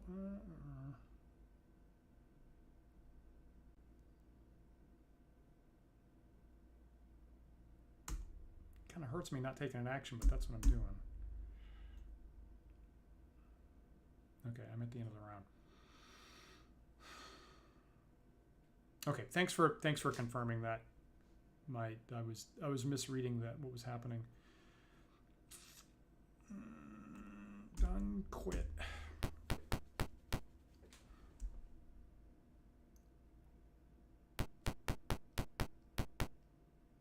I'll say it seems like these encounters are built pretty well in the sense that they're just barely winnable. They're right on the knife's edge about, am I going to be able to do it or not? So, yeah, I agree with that. I've only got one, like I say, I've got one dedicated magic user here and one dedicated cleric. Everybody else is a fighter multi-class of some sort. I want you to go down. Ah! 1 point. It's awful. All right, here comes the back rank.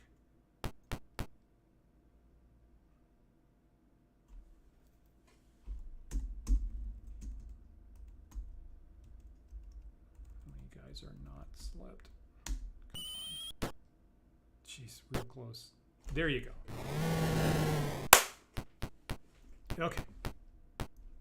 So, they're coming out, but now they don't have any ranged attacks, so now Nijurini is going to be a lot freer in her movement. Same for Cadell. Okay, those guys, yep, that's what I was worried about. Those guys are unslept. But the guys in the center are going to be lasting a longer time. Interesting. Clumping up for Stinking Cloud. Hayden's only got 6 hit points. Is it useful to cast Cure on myself? I'm going to go with yes. I can't cast because I got hit.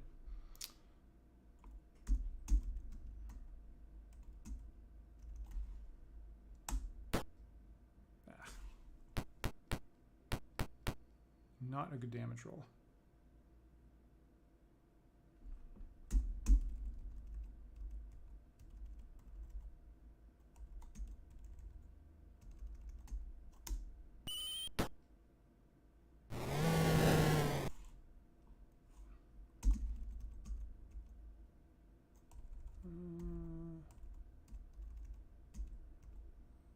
Looking for someone who's asleep that might be useful, like maybe you? But then they could diagonally move through, so...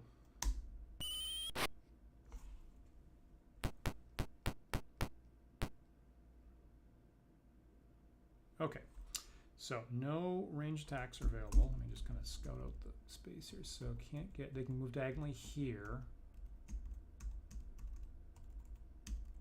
Okay, so it's 2 by 2, so this hitting these 2 guys isn't going to be useful. But, I mean, I suppose if I slept these guys, then I've got the whole thing blocked in, right? If I planted it here, so that guy's free. No, it's not reporting it. So this, if I planted it here, I would actually block the whole bunch of them in with the sleepers. With the single exception of this diagonal right here, I guess I could get through.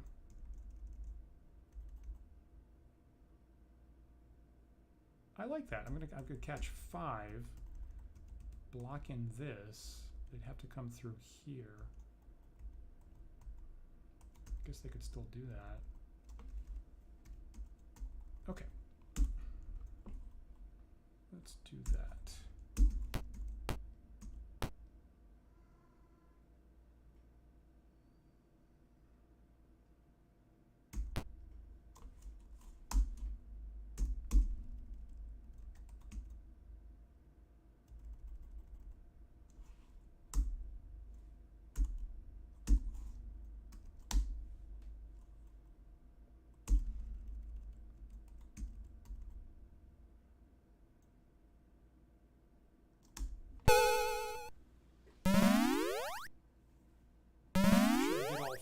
Hopefully.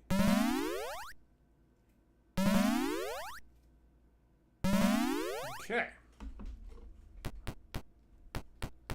Okay, so here they're coming through that one diagonal gap that's still there, but nothing's perfect. All right. Okay, so now Mr. Warrior is going to get brave. Thank you.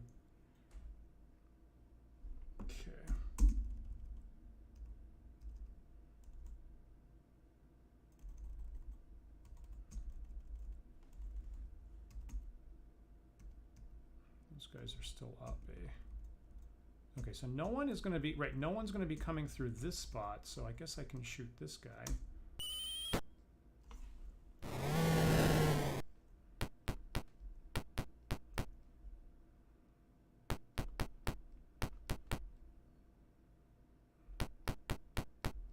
Boy, if I could.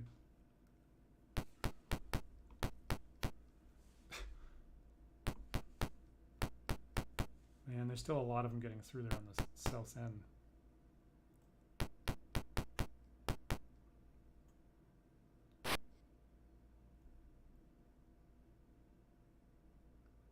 Now, I feel like I want Griffith to cure himself. Is that too defensive?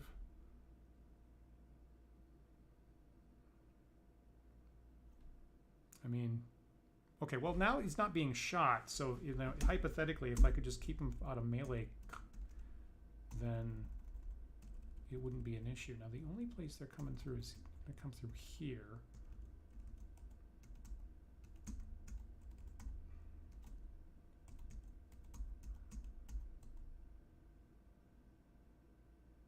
You know, I almost have half of mine to sleep here, because then they'd have to come all the way through here, come up here, and the warrior could get them.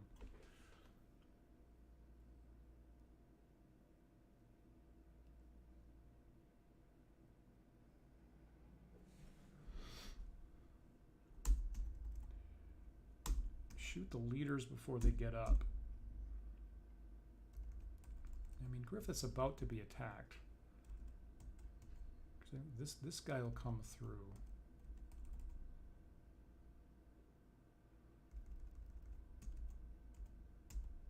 Geez, Payton's.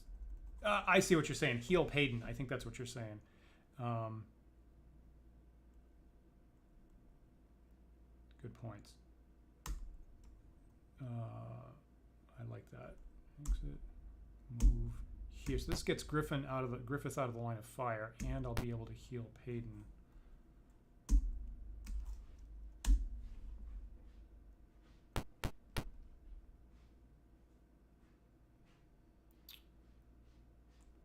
I'm done. I got a stinking cloud.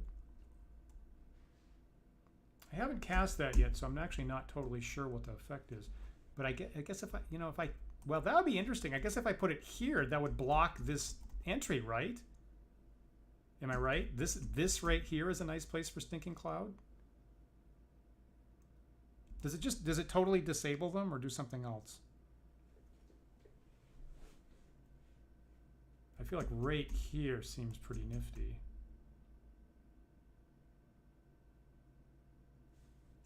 Let's, if nobody disagrees with that, I'm gonna try that. Cast. You know, I'm gonna make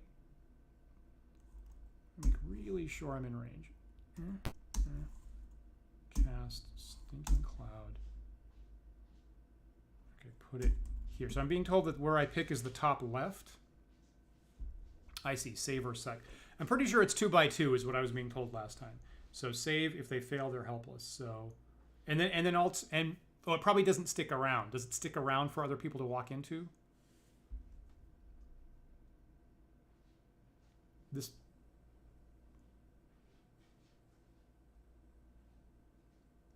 Let's.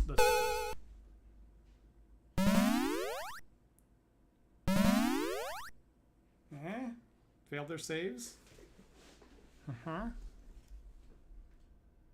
Payton is waiting for a heal spell pretty soon. Okay, great.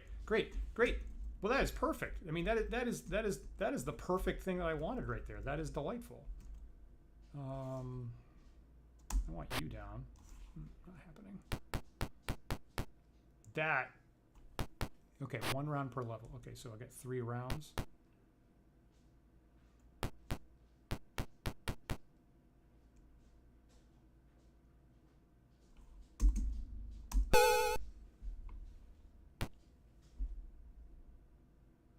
Where'd that guy come from? Right, there are those 2. That's cool. Okay. Okay, so they're helpless, so I could coup de grace those guys. That's interesting. Do monsters ever go in it, or do they know to stay out of it?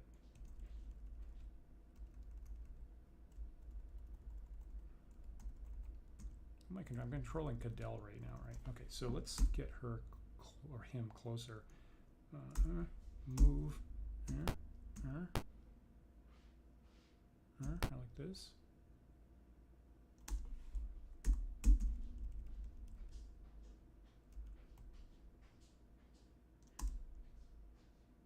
Oh, that's too far, really.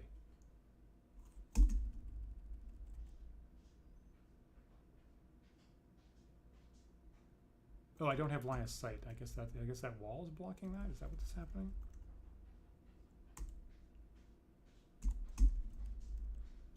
It's not what I expected.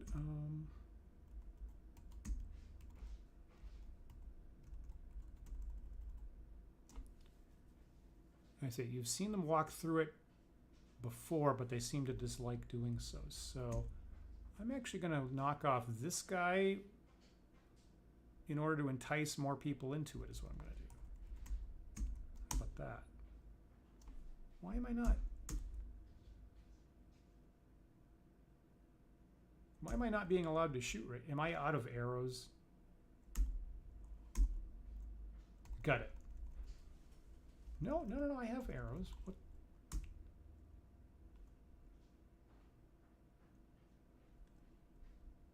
Because I moved next to this fucking sleeping hobgoblin. Move here. Aim. I wanted this guy.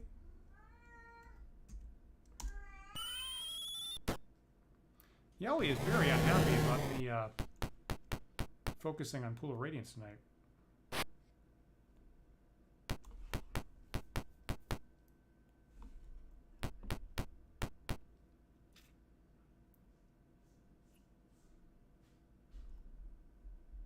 So Payton does have a whole person here. Is that useful at the moment? I should just smack this guy in the head. I mean, pretty much all the hobgoblins are slept, so I mean, why not? Why not hit this guy with a whole person? Oh, because it uses up to 3 and you don't know where they are. This? How about this? If I...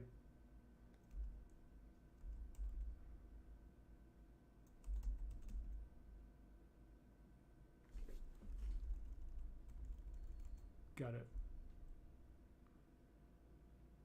You know, I'm gonna hit these guys with a whole person. Yeah.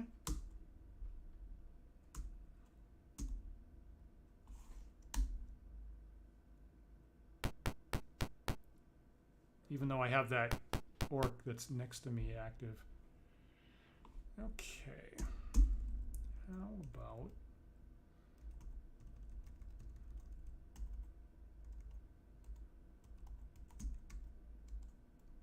that guy's up.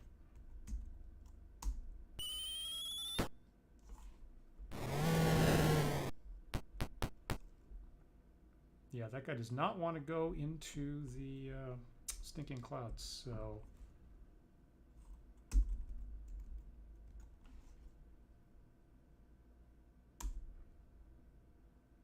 God. Okay, now I'm assuming it doesn't hit my warrior. Well, I'm assuming whole person won't zap my warrior like the sleep.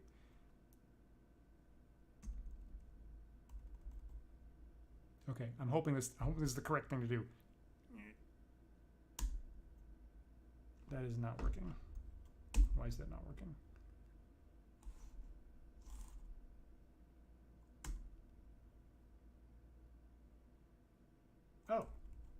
It's letting me target. It's letting me pick multiple things. Got it. So I can got it. Interesting. That is not what I expected. And then this guy. Okay, got it. I see. Okay, interesting. Well, that's. I had 3 orcs that I needed to get. That's perfect. That right there is a thing that varies between editions and interpretations. Like, what am I thinking of? The original D&D Swords and Spells actually has an area, and Gygax, anytime you asked him about it, said that would have to get picked randomly. Is what he would say. Fascinating. Okay, so I might as well. Okay, I kind of like zapping these guys to get more coming through.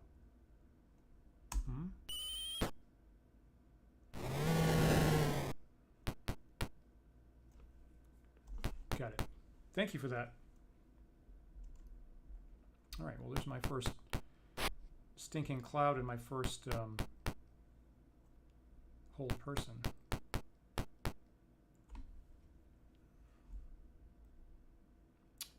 Alrighty. Okay, so I do have 1 active orc, but I'm going to kill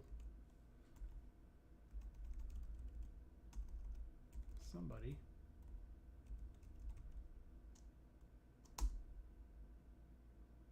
What?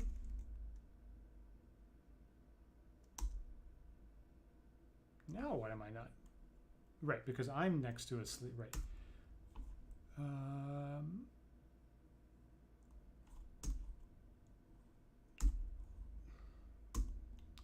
Gotta move back from these monsters even though they're asleep. And now I can shoot something.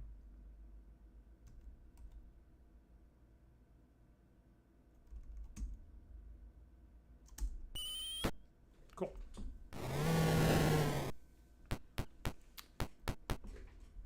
I hear that, NPR. Yeah. Hopefully, I'm all. It seems like I'm in, frankly, better shape than I thought I would be at this point. Honestly, Nirjarini's unexpectedly long-range sleep was important, and I really like this stinking cloud blocking the southern passage here. So here's Griffith. Okay, now him I am not going to risk backing off like I've done a couple times.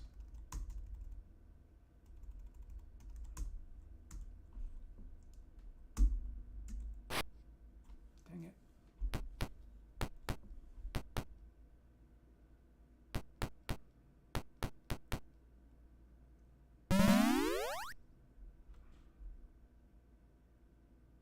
Ah, okay.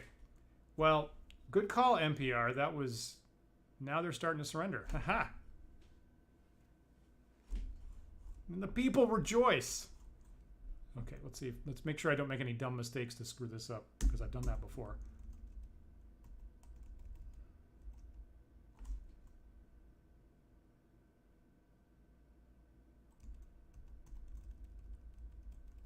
I can't shoot that guy, right?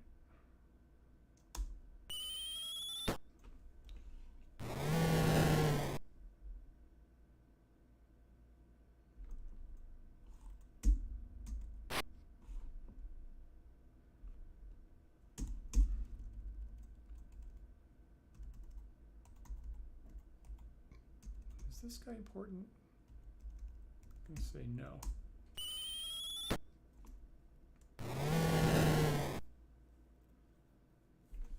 Yeah, you're right. You know, that first, I didn't want him to go.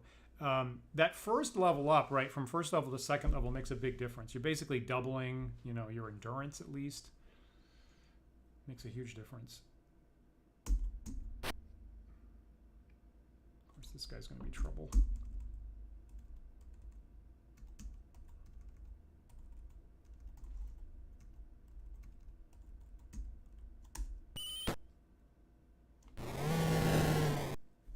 Okay, okay. Thanks for that, Disparel. Okay, good. All right, good. All the orcs have failed. Oh, got it. The hobgoblins or looters might be different. Fantastic. Okay, well, maybe the hobgoblins have not failed morale, so go away. Good stuff.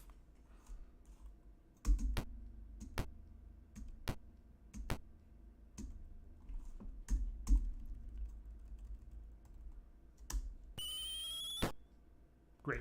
That was important information. I'm going to write that down. Okay, so once one whole creature type surrenders, everybody does.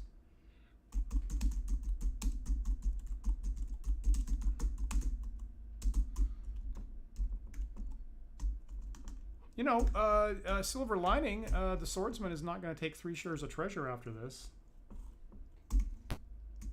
I think. Does he, even if he surrenders? I don't know.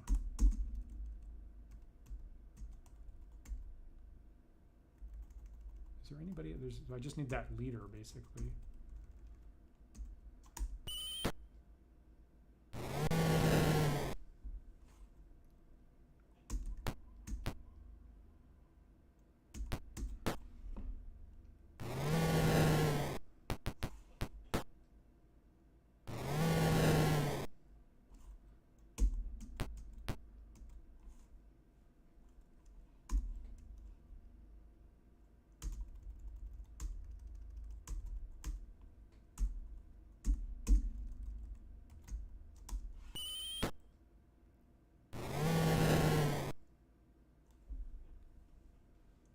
Yeah, the war. Well, you know, the warriors kind of wasted a couple turns, but I need them there, right? I really need them there, at least blocking the initial rush of monsters. I still feel.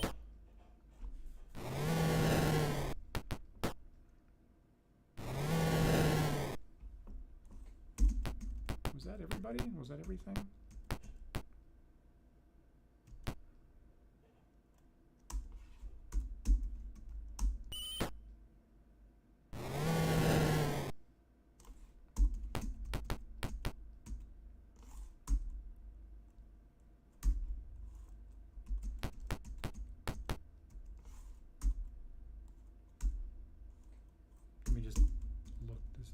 Are there any monsters left? I guess that's it, right? Unless I'm blind. Sweet. Sweet. Okay, so I'll just done guard. Haha! Look at that. Okay, so yeah, so the swordsman doesn't get any treasure because he took off, but the warrior gets 2 shares. That's fine. The party is 1. Sorry, monsters. Only got to rejoice once tonight. Each character receives 187 experience points, and let's male one is down. No, it says the swordsman is down. Is that what happens? Let's take some stuff. Almost everybody's injured. Oh God, this bullshit. Okay, now maybe someone. Okay, so. This is where I'm going to get in trouble. There's a whole bunch of junk here, but and there's more, right? Oh my God. Okay, so Okay, right now I could use some help with the interface. So I have... Can somebody cast Detect Magic at this point is my question. And if so, how do you do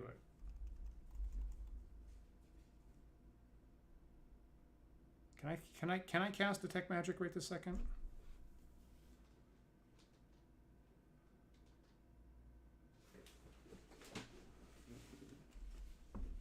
I feel like no, because I'm not seeing any way to do it. Oh, detect. Okay, all right. Detect? Is that the deal? Griffith is affected? Okay, all right. So then... Yeah, I was carrying one, right? So then... Is only he going to see the magic? So I'm not seeing any. That means all this stuff is mundane? Mundane?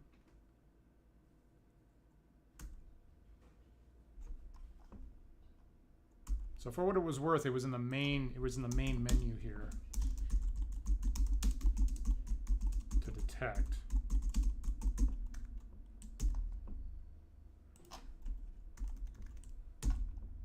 But even if I've got Griffith highlighted, I'm not seeing any. So all that stuff is mundane.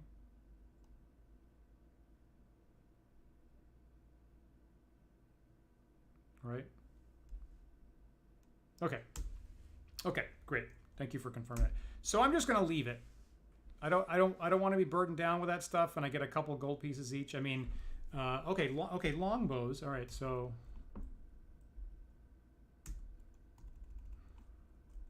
usually give this stuff to New Journey. Okay, so longbows have some kind of value to them.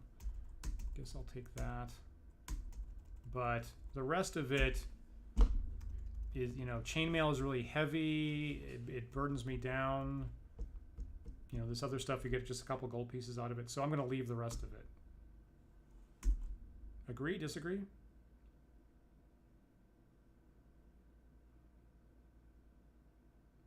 Got it. Okay, thank you for that, guys. So that's the first time I've successfully done that. I've used Detect Magic while I've got before I pick up the treasure. Yeah, my dedicated magic user is human.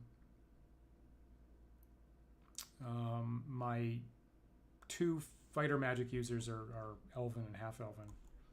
Okay, I'm gonna leave that stuff. I don't think it makes enough of a difference. Maybe we'll take a couple long swords. I don't want to deal with it. Take the money. Can I share the money? I just want to share the money. Okay. Took a few long swords. Yeah, it seems like the longbows are the ones that are most important. Okay, so I'm gonna call that good. I'm gonna say no to the extra equipment. On a hobgoblin body, you find a note that you copy into your journal as entry 57. Well, that's interesting.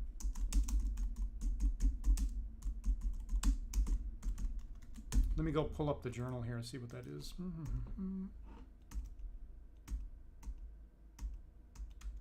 57, that's kind of long.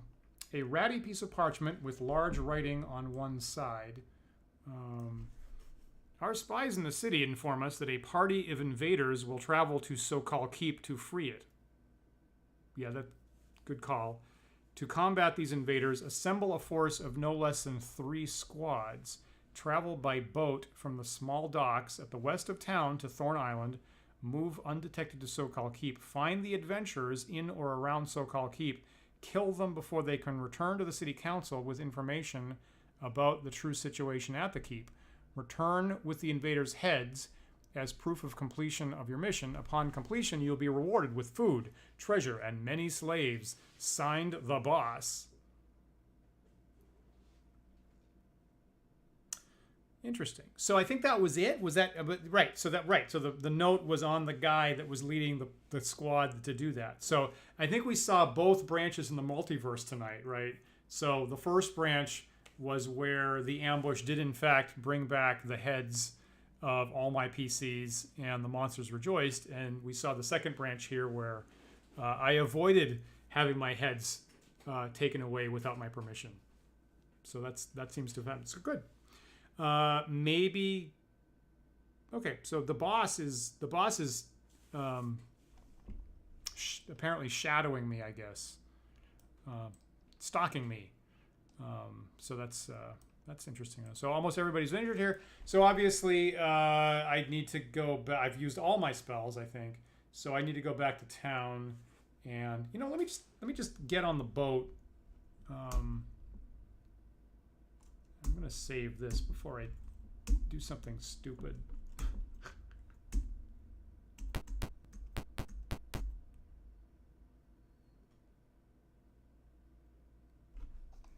Fascinating. Do you give the password? Yes, I do.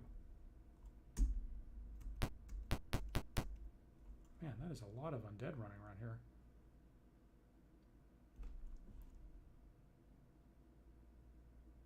Yes, I do.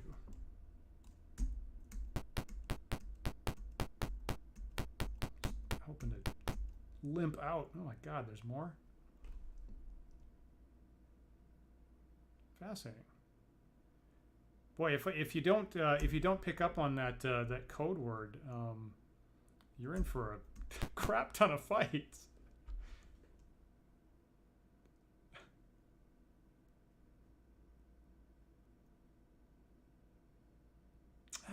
That's a good point, NPR. You know what? That's a really good point.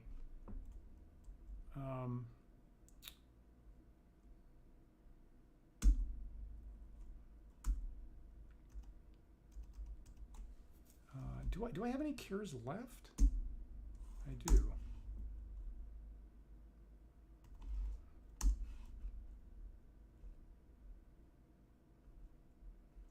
One hit point left. Okay, and that's a really good point. And the swordsman is we're being left unconscious, so he can't pull more treasure away.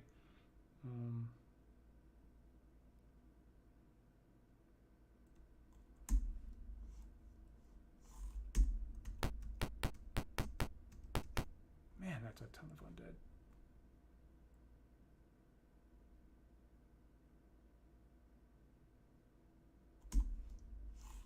I mean, arguably, someone might say you could get more. Oh, Jesus, you could get more experience by fighting these guys, but.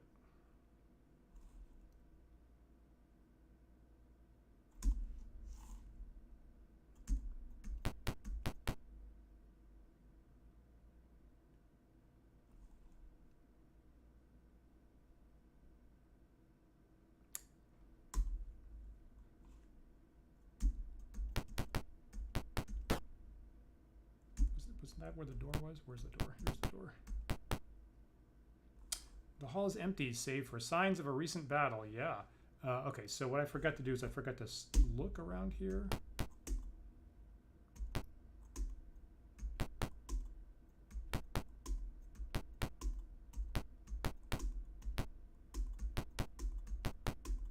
Okay, coming up empty on that. So, this area to the south looks possibly interesting, but I do not have enough resources to fiddle with that.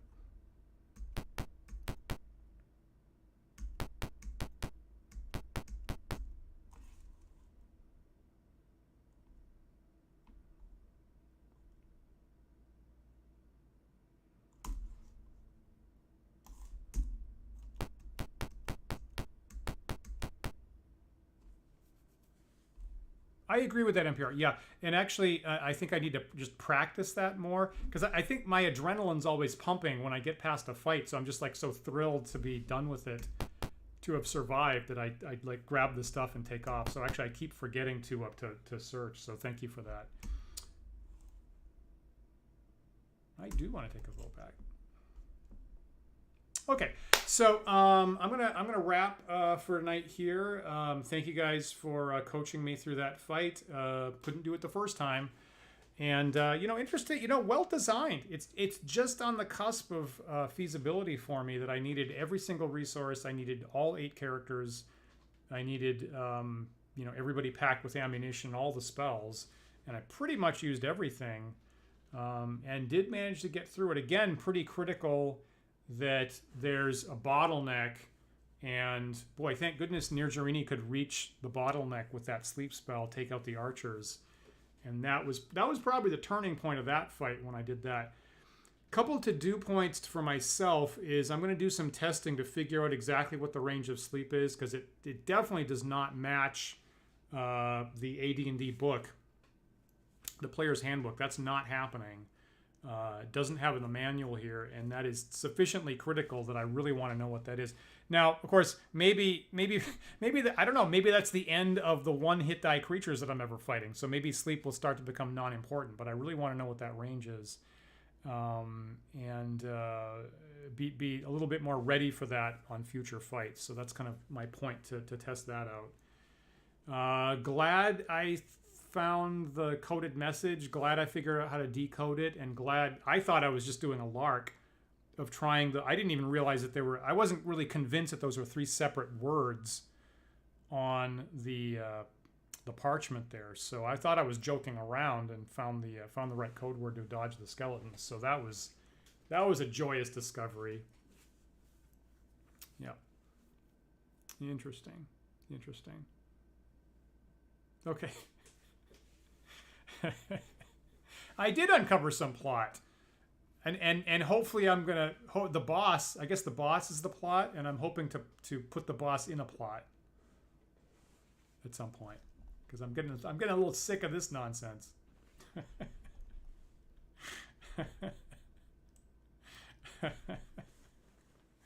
Right. So sleep, you can go up to obviously up to ogre sized at most, but I'm probably not going to be. I assume that I'm very quickly not going to be zapping like 9 people at once or something like that. But yeah, I need to know what the range is. That's important.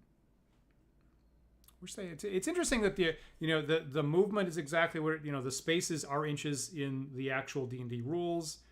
The ranges are exactly the same, but the spells are going in weird directions. Thank goodness, because if the sleep spell really was just 4 or 5 or 6 inches range, I would have lost that. So good call, developers, on designing that a little bit differently. Yeah. Okay. Thank you guys so much for joining in. It's so much more fun to be hanging out with you guys while I play, and the fact that I'm not losing because of your advice. I really appreciate that. What is this, Thursday? Going to be back on Sunday with the Wandering DMs Sunday talk show. Going to have people on from Necromancer Games, specifically Zach Glazer, who's their lead designer, talking about their current Kickstarter, which is an 80s throwback, very miniature heavy, kind of like how the combat here in Pool of Radiance happens. So we'll talk about their game that's coming out that's a very miniatures heavy classic D&D campaign. So looking forward to seeing Zach this Sunday.